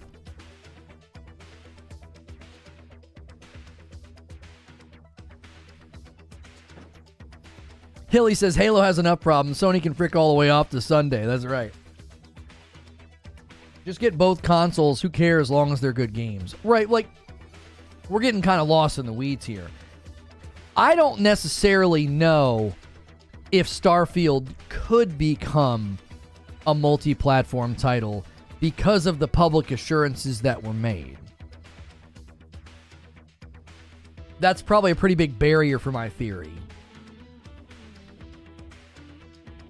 Part of Sony's reasoning for dealing a year for PC is quality and development. Yeah, they want to wait. They don't want to do parallel development. Maybe that's a solution to exclusives, a year exclusivity on the platform and then release it to the masses. The reason I think that gets problematic, Sven, is you have certain titles that are they're too connected to the identity of the platform. Halo would be one such game, and God of War would be another. Let me correct. that on launch free on Game Pass rhetoric. By the time I download a day and date Game Pass release, I've more than paid for that title through my subscription at least once. Distorted, no one here, I don't think anybody here is under the delusion that they're getting it for free. It's the customer's perception. The value proposition is, I pay for this subscription fee so I don't have to buy all these big titles when they come out. No one is claiming that then therefore means they're getting these games for free. No one's saying that. So it's the perception of the player, though. It's the perception of the consumer to be like, the reason that I paid into this subscription fee is so that I get those games day and date. I see free on Game Pass in chat all the time. It's a colloquialism, though. Right? No one is saying, like, you're not, like, to be quite honest, it just feels like you're being pedantic. No one is actually postulating that they get Starfield for free. They're not, I don't think so. I don't think anybody thinks that. I don't think that needs to be corrected. A $5 tip from Smashville. What about Nintendo? Most of those games are exclusive. Where's the outrage? I mean, nobody's really angry about that, but I'll say it. I wish Nintendo titles were multi-platform, because I would have loved to play Breath of the Wild on a proper console that could get 60 FPS. Love the t-shirt. Thank you, Stubby. Good to see you. Game Pass games might as well be free. We pay pennies for what we get. I'm not about to equate $180 a year with paying for those titles. I'm sorry. Yo, Freddie Jackson with a 19-month milestone. That's a long time to be a member, and it's a tier 2. Hey, chat. Happy Thanksgiving for the Canadian folks. Can't stay, but keep it up, my man. Thank you, Freddie. Enjoy your maple syrup. And what is it, you guys? Hang on. I had this memorized. They sent out a memo. Yeah. Enjoy your maple syrup bath and your Canadian bacon marathon. I hope you guys have a great day. None of those are things. None of those are things. It's not a thing. It's not a thing. I've heard basically free, which usually assumes a subscription cost. Yeah, poutine. I would have renewed Nintendo supporter if they let their IPs loose on the world as they fit. No thanks.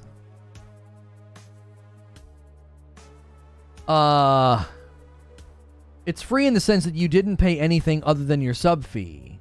That's what I'm saying. Like, you don't have to buy the game. You know what I'm saying? If you guys are just tuning in, I appreciate you clicking on my video. However you found me today, I'd love to know it. Were you searching YouTube? Was I suggested to you? Was I on your homepage? We are discussing the latest Starfield news. There was an ex-developer interview. Lots of people working on this title. It's the largest Bethesda title to date. And they even came up with tech on how to make the planets. We've been kind of debating whether or not that we could see Starfield landing on PlayStation. That's been kind of the debate and the discussion right now. You pay pennies on the dollar for those games if you are downloading and playing all the titles on Game Pass. If you're downloading one or two of the games every couple of months, you are paying for those. Listen, Distorted. No, you can be technically correct and wrong at the same time. That is the Schrodinger's box that you're living in right now. You are both technically correct and wrong. Because the person that is on Game Pass is going to that page and downloading games for free. Their little brain, their little gamer monkey brain, I'm including myself in this, by the way. This is free. Click. Let me check if I can get that game for free. Click. It's technically not free because you're actually paying for a subscription service, and if you add it up annually, you divide it by the sum of all the games that you actually play and the hours you put into them, you're actually paying for the games. It's pennies, sometimes nickels, quarters, depending on the amount of time you get out of each individual game and the quality that you interpret into your internal mind, as well as your satisfaction. No one cares about that. Nobody cares about that. The consumer is like, bro, I paid for this. I get games for free. That's what they're thinking. You can be technically correct and wrong at the same time. Like, so when someone says, oh, I'm getting this for free, we don't need to wag a finger in their face and be like, well, not really. Do you see what I'm saying?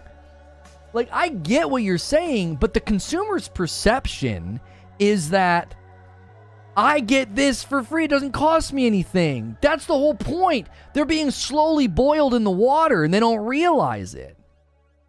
They don't realize it. So, what is this? Bethesda Pete Heinz suggests that the door might still be open for the possibility of games like Starfield coming to PS5 in the future.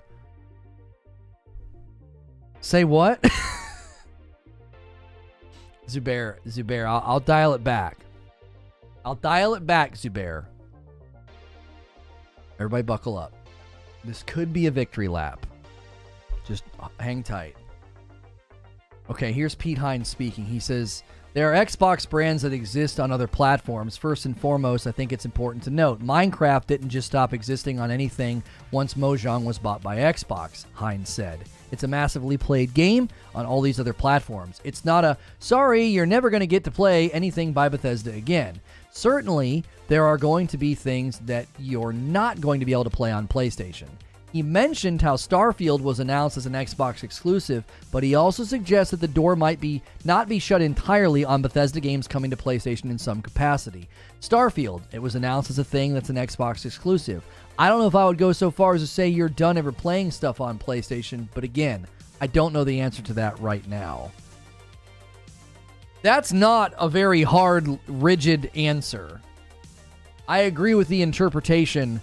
I agree with the interpretation of the author. He's leaving the door open. He is 100% leaving the door open to be like, I can't say confidently that you'll never play Starfield on a PlayStation 5. Why the frick would he say that?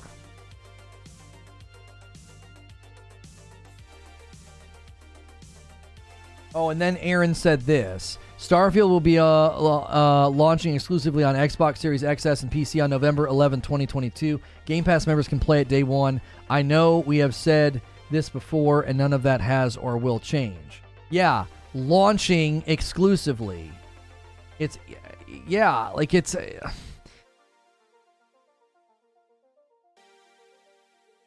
I don't know. That's a CYA, a cover your butt. What do you mean? Like leaving the door open just in case? Why would you not rigidly be like, oh no, yeah, there's still a possibility? Pete Heinz just got a promotion too.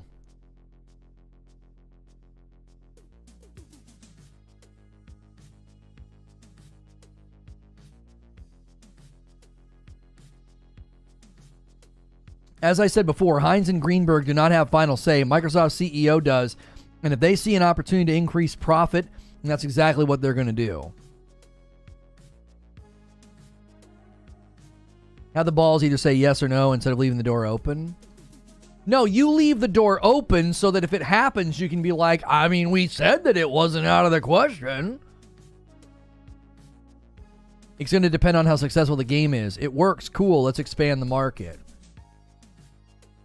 Could we get 40 more likes on the video? Great turnout for our second show, guys. Thanks for tuning in and hanging out with us today.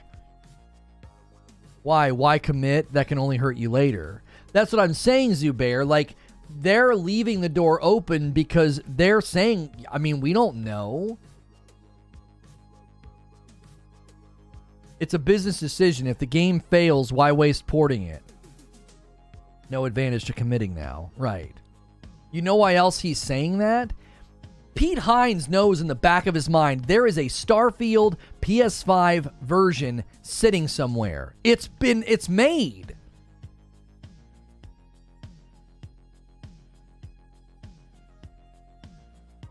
Do you know what I'm saying?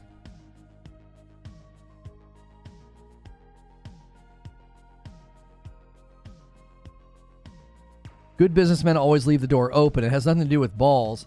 It has to do with being a smart business people. Right. Like, I don't think I don't necessarily think his comments are a feather in my cap, but I've been saying the same essential thing that Pete Heinz says.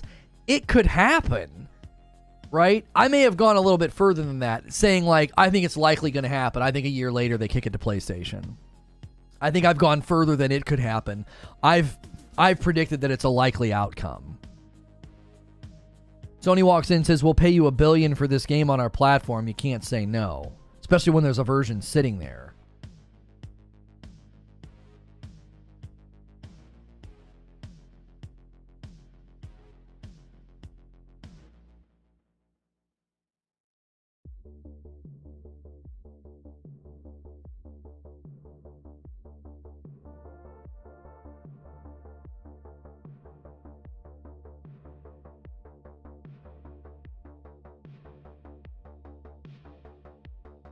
Yeah, but the Xbox version has 2 years and another year before release work on it. They can't keep wasting time on the PlayStation version. No, I'm not going to dispute that. I'm not going to dispute that. But, you know, somebody's saying, where'd it go in chat? You really think it's possible when the platform in question is trying to stop a deal? Sony is not trying to stop a deal. Sony did what they're supposed to do. They expressed concern about one of the pieces of property in the Blizzard Activision acquisition. They're not trying to stop a deal. Oh, also, Microsoft agrees with them. I'm so tired of that debate because nobody represents it as it exists. Everybody lies. Everybody lies.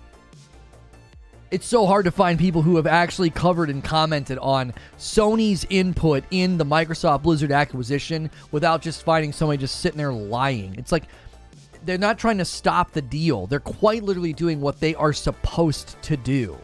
They have a duty to protect their profits.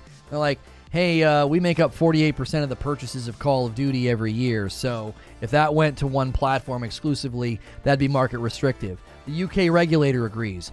Microsoft agrees. Like, nobody's in disagreement about that.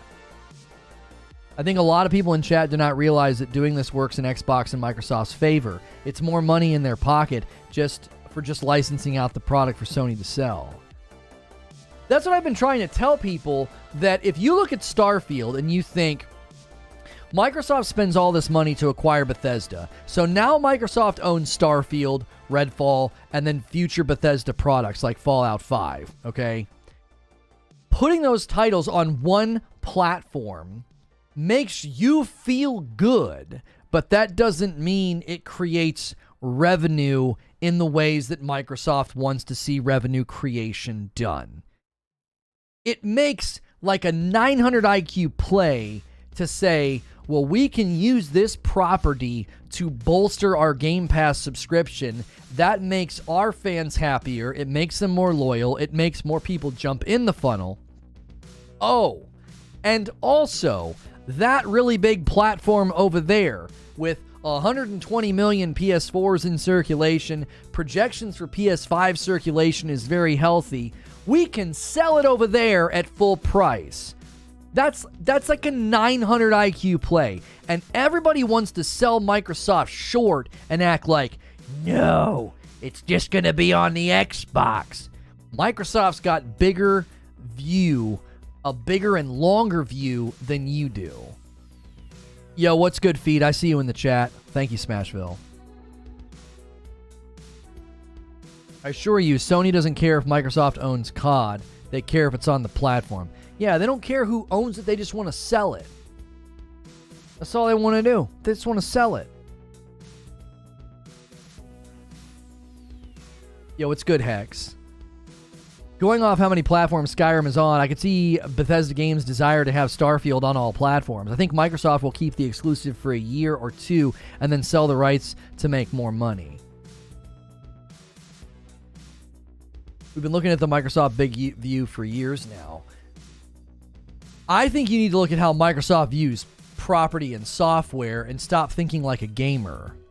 You have to stop thinking like a gamer. You're thinking like a gamer where, oh, this is a point for Xbox, this is a point for Sony. No. That's not, Microsoft doesn't view software that way.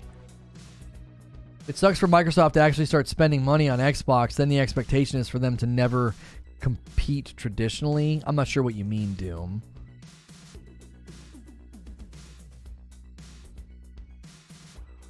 Sony stock looks just like Microsoft. Stock's just like the S&P, the entire market. Yeah, I mean, none of that's an indication of the game. None of that's an indication of the health of the companies. The stocks are all over the place right now.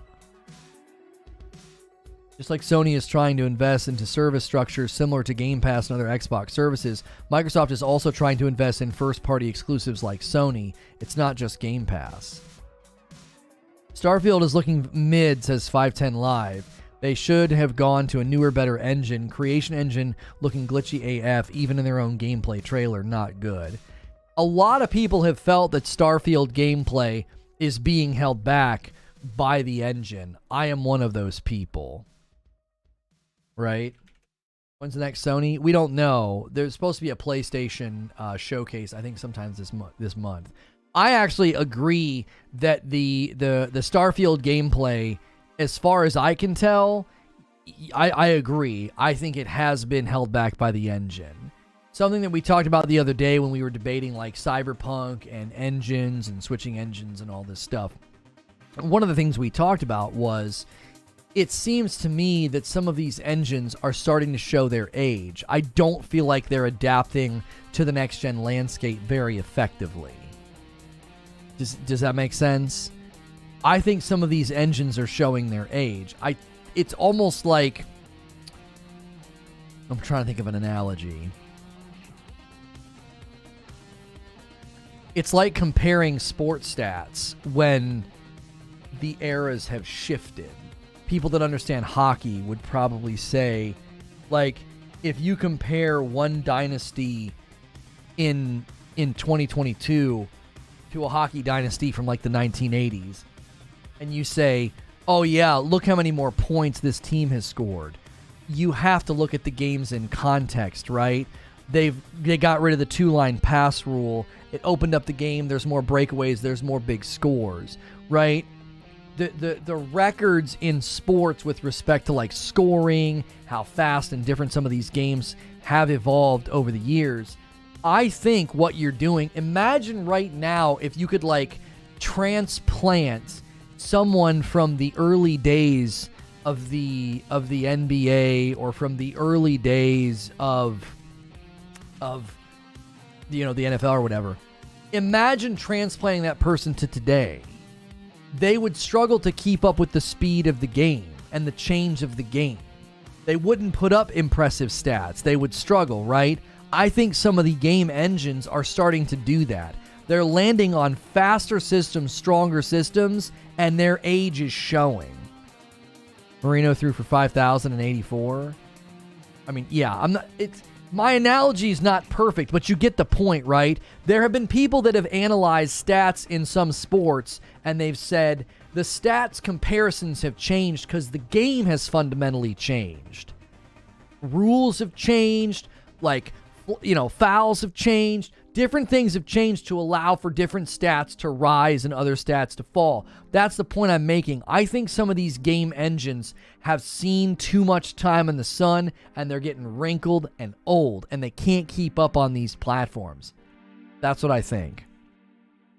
Your analogy is good. The number isn't impressive now. Everybody knows for 5,000, he did 30 years ago. Oh, okay. Right. The games have changed. So I feel when you look at the PS5 and the Series X and the next-gen landscape on PC and what games can do and what people expect, I think some of these engines are showing their age.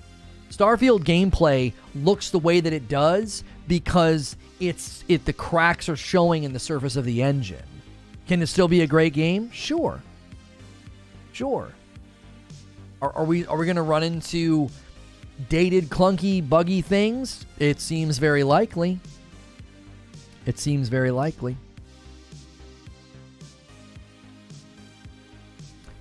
Let's grab another discussion question so we can stay on topic. Okay. One of the things that came out of this Starfield news, this interview with this ex-developer, one of the things that came out of it was the 1,000 planets are not handcrafted. He said that if you were actually going to build all these planets and outsource it, you would need to hire like a country. And he said a fraction of the people that you would think would be needed to do it are actually working on the planet system. And this is pointing to a piece of technology that he can't go into details about. Okay. Does hearing that, does it sound better or worse?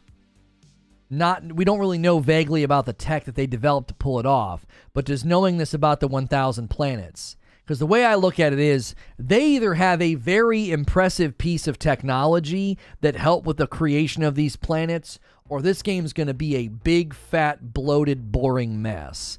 I don't know if there's a lot of room for in between.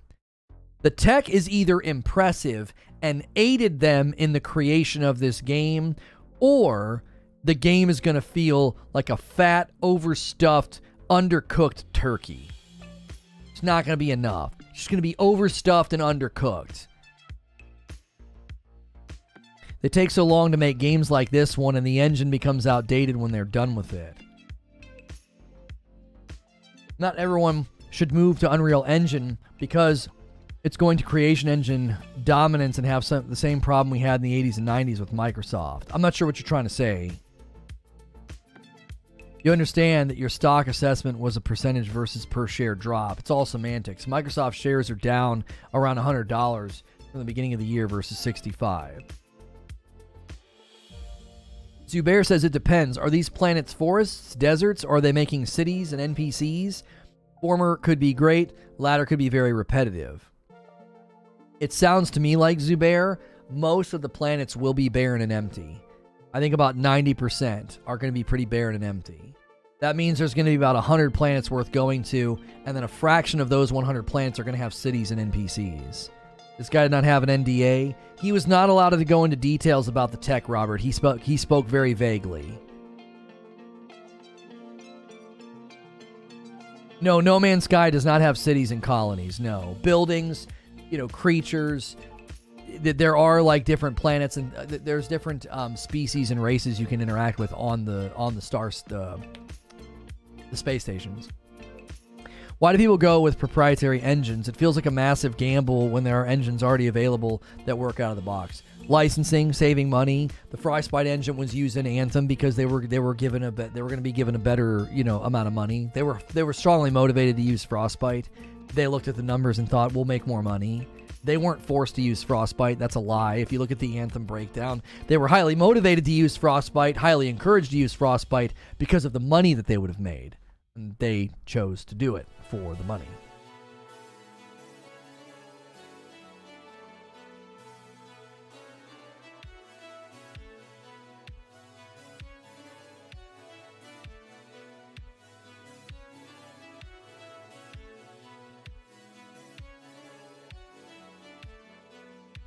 Sorry, cool planets where I'm going to mine for ladders. It could work.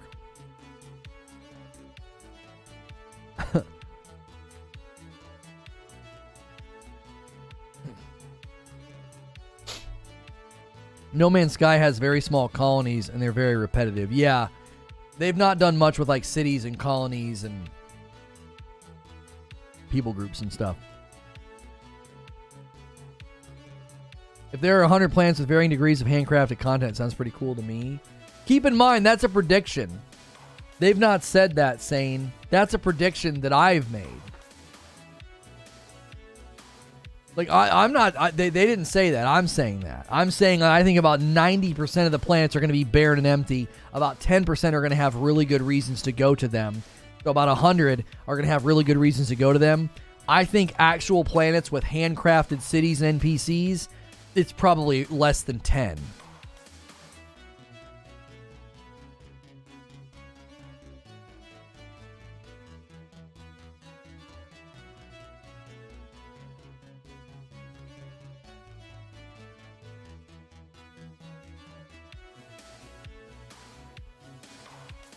The real question is, how many wheels of cheese can I carry in my inventory at a time? That's a Skyrim joke for those of you that don't get it. Skyrim joke. I say Skyrim, and people get so tilted. Well, not tilted. They get triggered, I should say.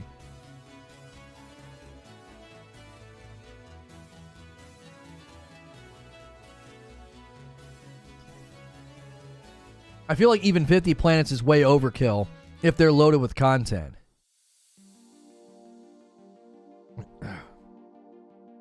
I know it's your prediction, but if that happens, it'd be pretty awesome. When you say most plants will be barren, you're thinking most will have no plants and animals and are just lifeless rocks? Yeah. They've all but said that, yes. They have all but said that you're not going to go to every planet and be blown away. They've all but said that. Like, listen, a lot of these are going to be just gas balls, ice balls, barren nothing. We need 18 more likes on the vid. Let's go, guys. That first hour, we've kind of fallen off. We had good rhythm in the first hour, and I think we're getting punished for slowing down. Is Starfield a first-person shooter? It's first-person, yes.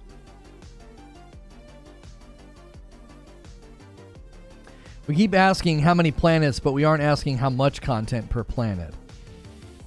Just got here. Can we get a recap? Sure. I'll give you a recap on the Starfield news. If you ever get here and I'm not doing a recap or you don't feel like asking, and sometimes it's not conducive to the conversation for me to stop and do it, you can always rewind to the beginning of the stream, and the first 5 minutes is always a great recap, but I'll recap for you. So the latest Starfield news was an ex-developer interview where he talked about three things: the biggest challenge that the game was facing, how many people were working on it, and how they did the 1,000 planets. Now, the size of the game and the project and the amount of people working on it was one of the reasons he left. Okay, he didn't go into great detail about what he left. Now, his input indicated that this was the largest game they had ever made, but not just the largest project, it was the largest amount of people that have ever worked on a Bethesda title. Fallout 76 was the biggest game they'd ever built in size, and it had about 200 people working on it. Starfield has a little over 500 people working on it. He also spoke to that one of the bigger challenges was also, how do you make all 1,000 planets? How do you make them feel unique and handcrafted? He said if you were going to make those 1,000 planets and actually make them feel handcrafted, unique, and built by a person, you would need to hire, essentially, and outsource a country's worth of people to do it, okay? So one of the things he said was they came up with tech, couldn't go into details about how they did it, but they came up with tech that enabled them to create all these planets, and they said a fraction of the people that you would think would be required would be... No, a fraction of the people that you would think would be required are working on the planets. Like a tiny fraction.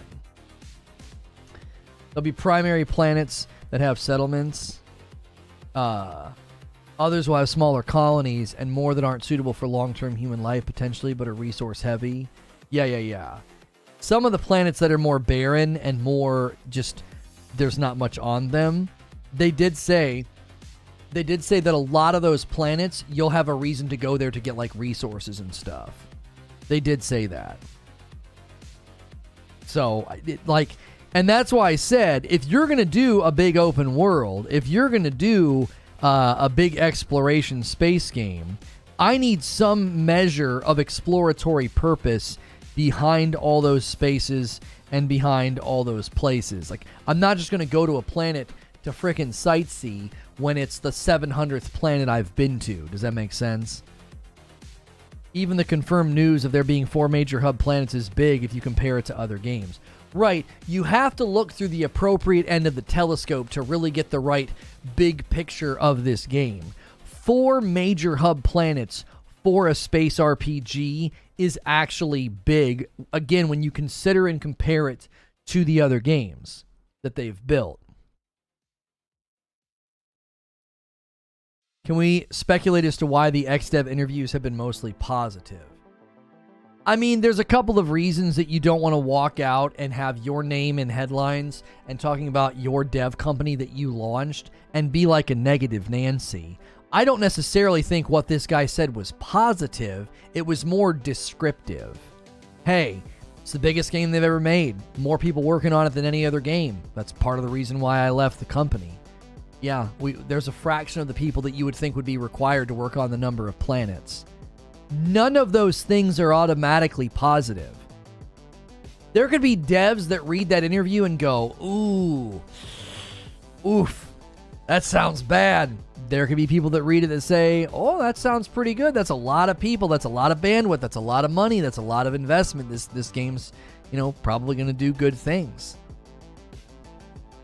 You really don't need the scale to make a good space game. Just a handful of galaxies would be good.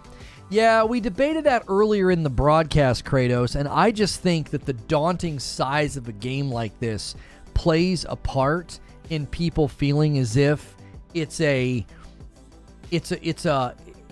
needs to feel at some level like a space exploration game. You need to feel this sense of scope and size. Because if you don't, that would be the concern. The concern would be that you are not going to adequately communicate to people that it's a space exploration game. It would feel kind of like, yeah, okay, that there's 10 planets, 100 planets, whatever. It would just almost be like, yeah, it's a poor man's Mass Effect. You know what I mean? I actually think it has to be this big. There have to be planets that have nothing on them. I'm serious. When it comes to Starfield and the number of planets, I think you need tons of planets with nothing on them. I think the size of the galaxy and the scope of the planetary count needs to be daunting because that communicates to you this is a game of limitless possibilities and exploration, even if a lot of those planets are only worth going to for resources. Do we know if there are branching outcomes? I think from the way they've described it, the main story does not have branching outcomes, no. Your character, how you establish a foothold, where you decide to build, and how you establish your own story, I think has branching outcomes. Because you could build stuff on some barren planet that nobody ever really goes to because they think it's crap and you think it's pretty. Like, you have a lot of freedom in that regard. Can't make a space game where it takes you 10 seconds to fly from planet to planet. Space is the largest space, so you need everything to make it feel right, especially barren planets. Right. And so, if the effect of the planetary count is that you feel the large scope of space, even though you don't actually feel it when you're flying around, nobody actually wants to play a space travel game. You'd be bored out of your skull. If you want to play a genuine, authentic, accurate space exploration sim, you'd be bored day one. Nothing would happen. You would just be flying. And then you'd come back a week later. Yep, still flying. I've not done anything yet. Yeah, I'm still traveling from one star system to another. Yeah, there's just nothing. The vastness of space, it's just mind-boggling. Your weeks go by and you're just flying. Barely able to deduce movement because of the size and scope of space. Nobody would play that game. Nobody. Yeah, we're careful to let you know what a procedural piece of content is, says Todd Howard. So if you look at space, there's lots of ice balls in space. So that was one of the big design considerations. What's fun about an ice ball? And okay, sometimes if ice balls aren't, it is what it is. We'd rather have them and say yes to you. Hey, you can land on this. Here are the resources. You can survey it. And then you can land and spend 10 minutes and be like, okay, now I'm going to leave and go back to this other planet and all this other content I'm going to follow. So, right, they're going to make it to where you're adequately tuned in to what's on a planet and what's there. And you're not going to feel like, oh, I just wasted my time.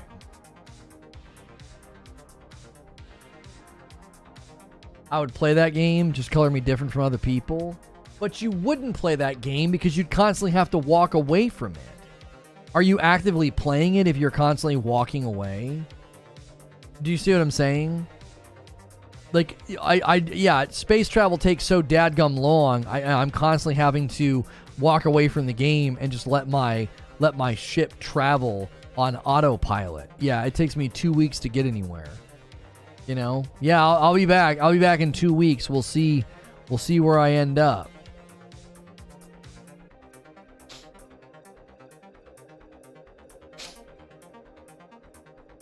I'm okay with a large scale. I think 5 galaxies is a large scale. I think that's a huge scale. 1,000 planets is just not needed. Yeah, I just continue to think it's part of the way that you establish the size and scope of the game. Are we playing a real space game with no faster than light? Because that sounds awful. Yeah, okay, so if you can actually travel the way they do in Star Trek, then yeah, sure. Even if you could travel the way they do in Star Trek, it would still, as a space sim, it would still not translate into a lot of fun. Like, you there's so many places you would go that would literally have nothing of interest, nothing going on. There's a game that already does that, Kerbal Space Program. You can travel real time or fast forward. I think we need to see how this feels. This is a new scale of stuff in game. That's kind of what I'm driving at. Like, if you don't establish the scope and scale of the game from the beginning to be really, really big, then a lot of people would have approached this and been like, it's just kind of like an RPG, Mass Effect kind of Fallout game. And like, no. We're going to give you a massive playground. We're going to give you 100 star systems. We're going to give you 1,000 planets. And yeah, some of those planets are going to be awful, barren, nothing there ice balls. And in their mind, that's okay. They're like, yeah, that's totally fine. They had the choice to make a few planets or a lot of planets. They went with a lot. Let's just trust them. I don't think it's about trust. It's about artistic vision. It's about artistic vision. In my mind, they envisioned a game where they wanted that level of freedom to be handed to you. They want you to be able to feel that freedom. They want you to be able to go anywhere, even if it's a terrible, barren waste of time.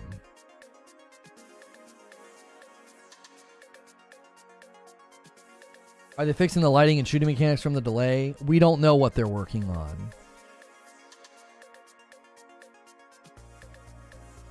That thing, is it massive? Yes, okay, then why is it massive? Was the bandwidth to create it translate into a value to the player? It's difficult to get a one-to-one value assessment on it, Valiant, because the way I look at it, I feel like it's an undercurrent and subversive value to say to the consumer, this game is so big, if you try to go anywhere, you're going to struggle to do that. Like, and yeah, you might stumble upon a planet that's just barren and awful. Any good sci-fi movie shows you've been watching? That's like your fourth attempt to take us way off trail, man. I don't know. I don't really understand why you keep doing this. You do it in Discord. That's not what I do here, man. It's not an AMA. That question's great for being a member and being in a member stream. That doesn't work for when I'm in a live environment and talking about a particular game or topic. You can't keep showing up to Discord and the chat and just trying to drive your own discussion. It's just so disruptive. Gunplay and story will matter most to me. There's at least 3 shots of Starfield gameplay where the gunplay looks good, but it's so fast, I can't tell what in the heck's going on. It's not the footage where you have, like, they're in the hallway shooting at the guys. It's when they're out and about, and it's like a smaller gun. That gunplay looks the best to me. You actually travel in Starfield, or do you pick a planet from a list? There is, like, above the planet combat where you're flying around, and then at some point you pick a place to land. As far as, like, flying between the planets and stuff, I don't know how much of that you're going to do. It seems like some of that's going to be totally streamlining. You know what I mean? Like, you're just going to zip, zip, zip. And then if you want to fly around and get into combat, you know, around it. So.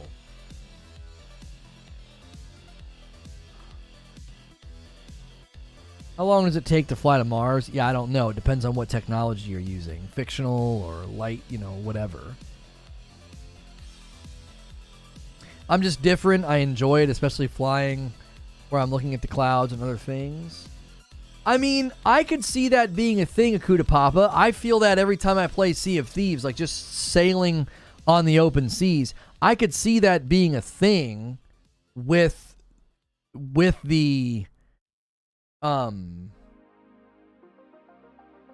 with like flying. Like you just like being out there. I just think that's one of the hardest things about space travel is communicating time traveled. Does that make sense? Yeah, that's a great reason to be a member, T-Bone. Anybody here that's a member, anybody here that's maybe considering being a member, I end every day with a members-only talk show. Like, if you want to do an AMA and pick my brain about... I've suddenly become obsessed with Legos. Like, and I'll tell you about why in the members-only stream. Just some fun stuff that happened over the weekend with my kids and my son's birthday. But,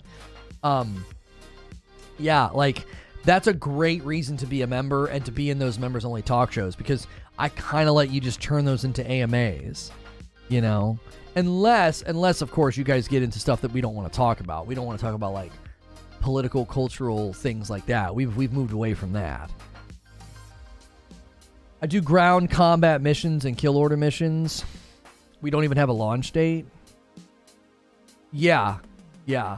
We don't even have a launch date. I actually think the Starfield release date's late next year. I do. I think it's late next year. Ooh.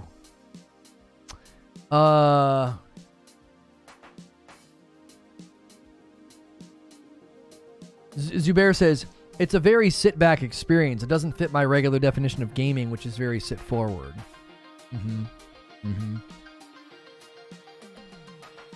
Space is similar to me. I've lived my entire life on this blue ball. I love seeing stars and things like that. I'm getting ready to be a pilot. If space was available, I would do it. There was a really, really cool Reddit thread, and then he also put some short form content out there. He used like a telescope and a camera, and he took amazing pictures of just the moon. It was mind blowing. The pictures this guy got. It was crazy.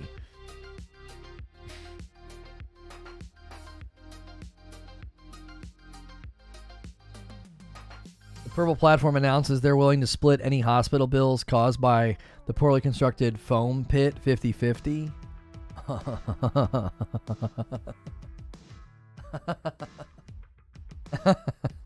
That's good. That's passive liability. Oh, I like that they're admitting that.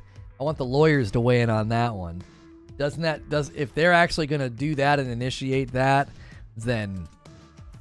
oh, wow. They might have just made things worse for themselves. Let's posture and look generous. Okay. 50-50? Oh, that's a joke. I get it. I'm sorry. That went right over my head. Oh my gosh, that went right over my head. That's a 50-50 joke. I'm an idiot. I read that, and you know what's funny? That's how little I respect that platform. I thought that might actually be a thing. The fact that I thought that was real just shows you how little I respect that platform. They're like, yeah, that tracks. That's something that they would do. What kind of foam pit is that? You're supposed to put it on a trampoline so that when you land on the foam gives. And they put it on a concrete floor. So when she lands on the foam doesn't really do anything. Right? It's not that much of a difference if she would have just jumped off and landed on the concrete floor.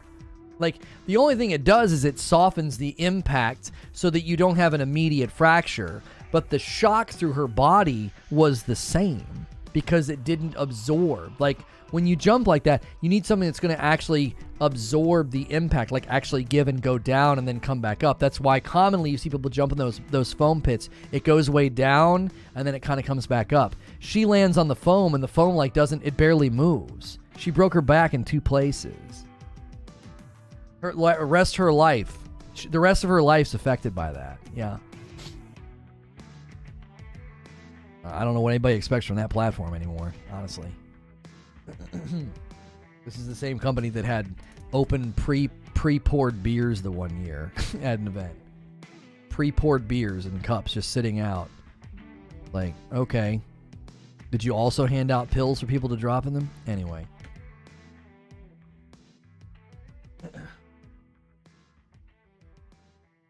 Yeah, she's jacked up. Her whole life's affected by that. Yeah, look, trampoline bed, foam pylons. That's right. Will there be atmospheric flight? Actually, on the planet, atmospheric flight has not been confirmed. That was one of Force Gaming's questions about Starfield. He was like, I don't know if you can do atmospheric flight. You can fly around above the planet and get into, like, fights and stuff, but that's about it. Somebody dislocated both knees. Another broke their ankle. Oh, another woman in the vid was also injured. Oh, my gosh.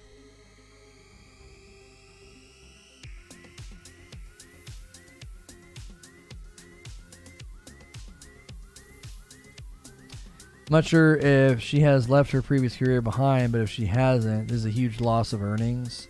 Yeah, she's no longer an adult entertainer, but, you know, she would, yeah, imagine if she still was. She wouldn't be able to do that anymore. I'm not being crass, but, like, you wouldn't be able to do that anymore. Okay. Well...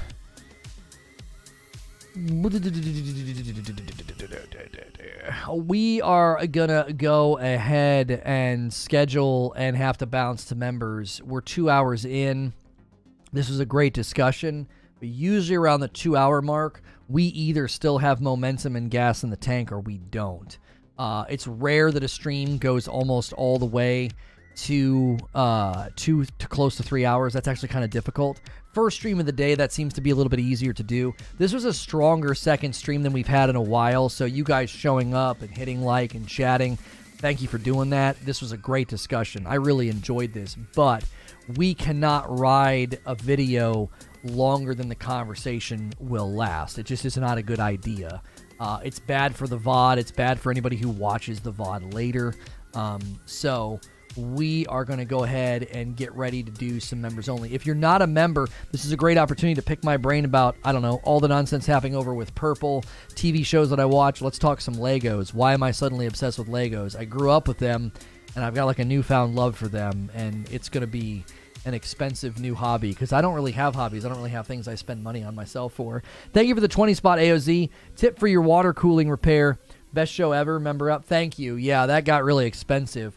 That was gonna be like a $200 fix, and it ended up being like $550 after it was all said and done. Like, they just kept finding more and more wrong with the computer. So I didn't even have time over the weekend to switch to that rig. So I appreciate the generosity. Thank you so much for the 20 spot AOZ. Let me set up redirect here. Okay.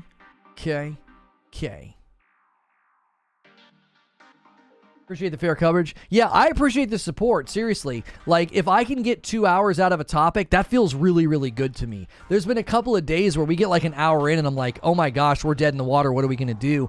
If I can get 2 hours out of the second show, I'm a happy camper. Doing 2 talk shows a day, that's asking a lot, I think. Honestly, I think it's asking a lot of you guys. Sometimes it's asking a lot of me. But I think we've had a great day. We talked Batman. We talked Gotham Knights. Then we talked Starfield. I'm gonna get everything ready for members only. If you want to jump in as a member, now is a great time. If you want to gift members, now is also a great time because it enables you to drag people with us and showcase the members only content like literally right when it happens. The members only content's obviously behind the scenes. You can get some insight into what we're doing with the channel and what we're thinking and what we're covering. You can ask me about things that aren't gaming related. You know, obviously we don't get into, you know, religion, politics, and cultural stuff like we were for a while on another channel. We don't do that. But you want to ask me about TV shows and books and movies and things I'm in, you know, stuff I'm doing with the kiddos. Those are all fair game. Let's get this set up here. How much of this game will be like No Man's Sky? I actually think very little of it will end up being like No Man's Sky. My personal take is this is going to be more like Fallout and Mass Effect had a baby.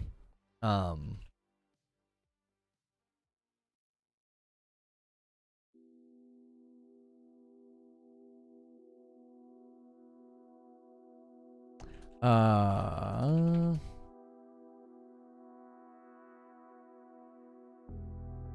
newfound love for Lego. All members, post. Okay, that just posted to all members. And then I'll do one in here.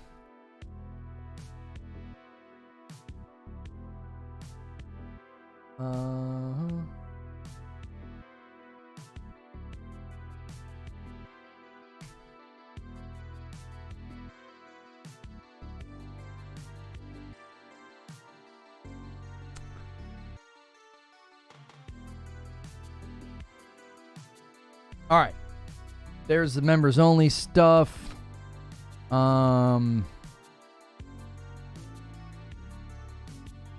Okay. I'm going to put a link in chat. You guys will get redirected. If redirect traditionally doesn't work all that well for you, then click the link in chat instead of writing the redirect, right? Your newfound love of Legos that you've forgotten when you like to step on one at 3 a.m. in the morning. Yeah. Hey, thanks so much for clicking on this. If you're clicking on this and I'm not live and you're watching the past broadcast, thanks for being a member. Maybe you got a gifted membership.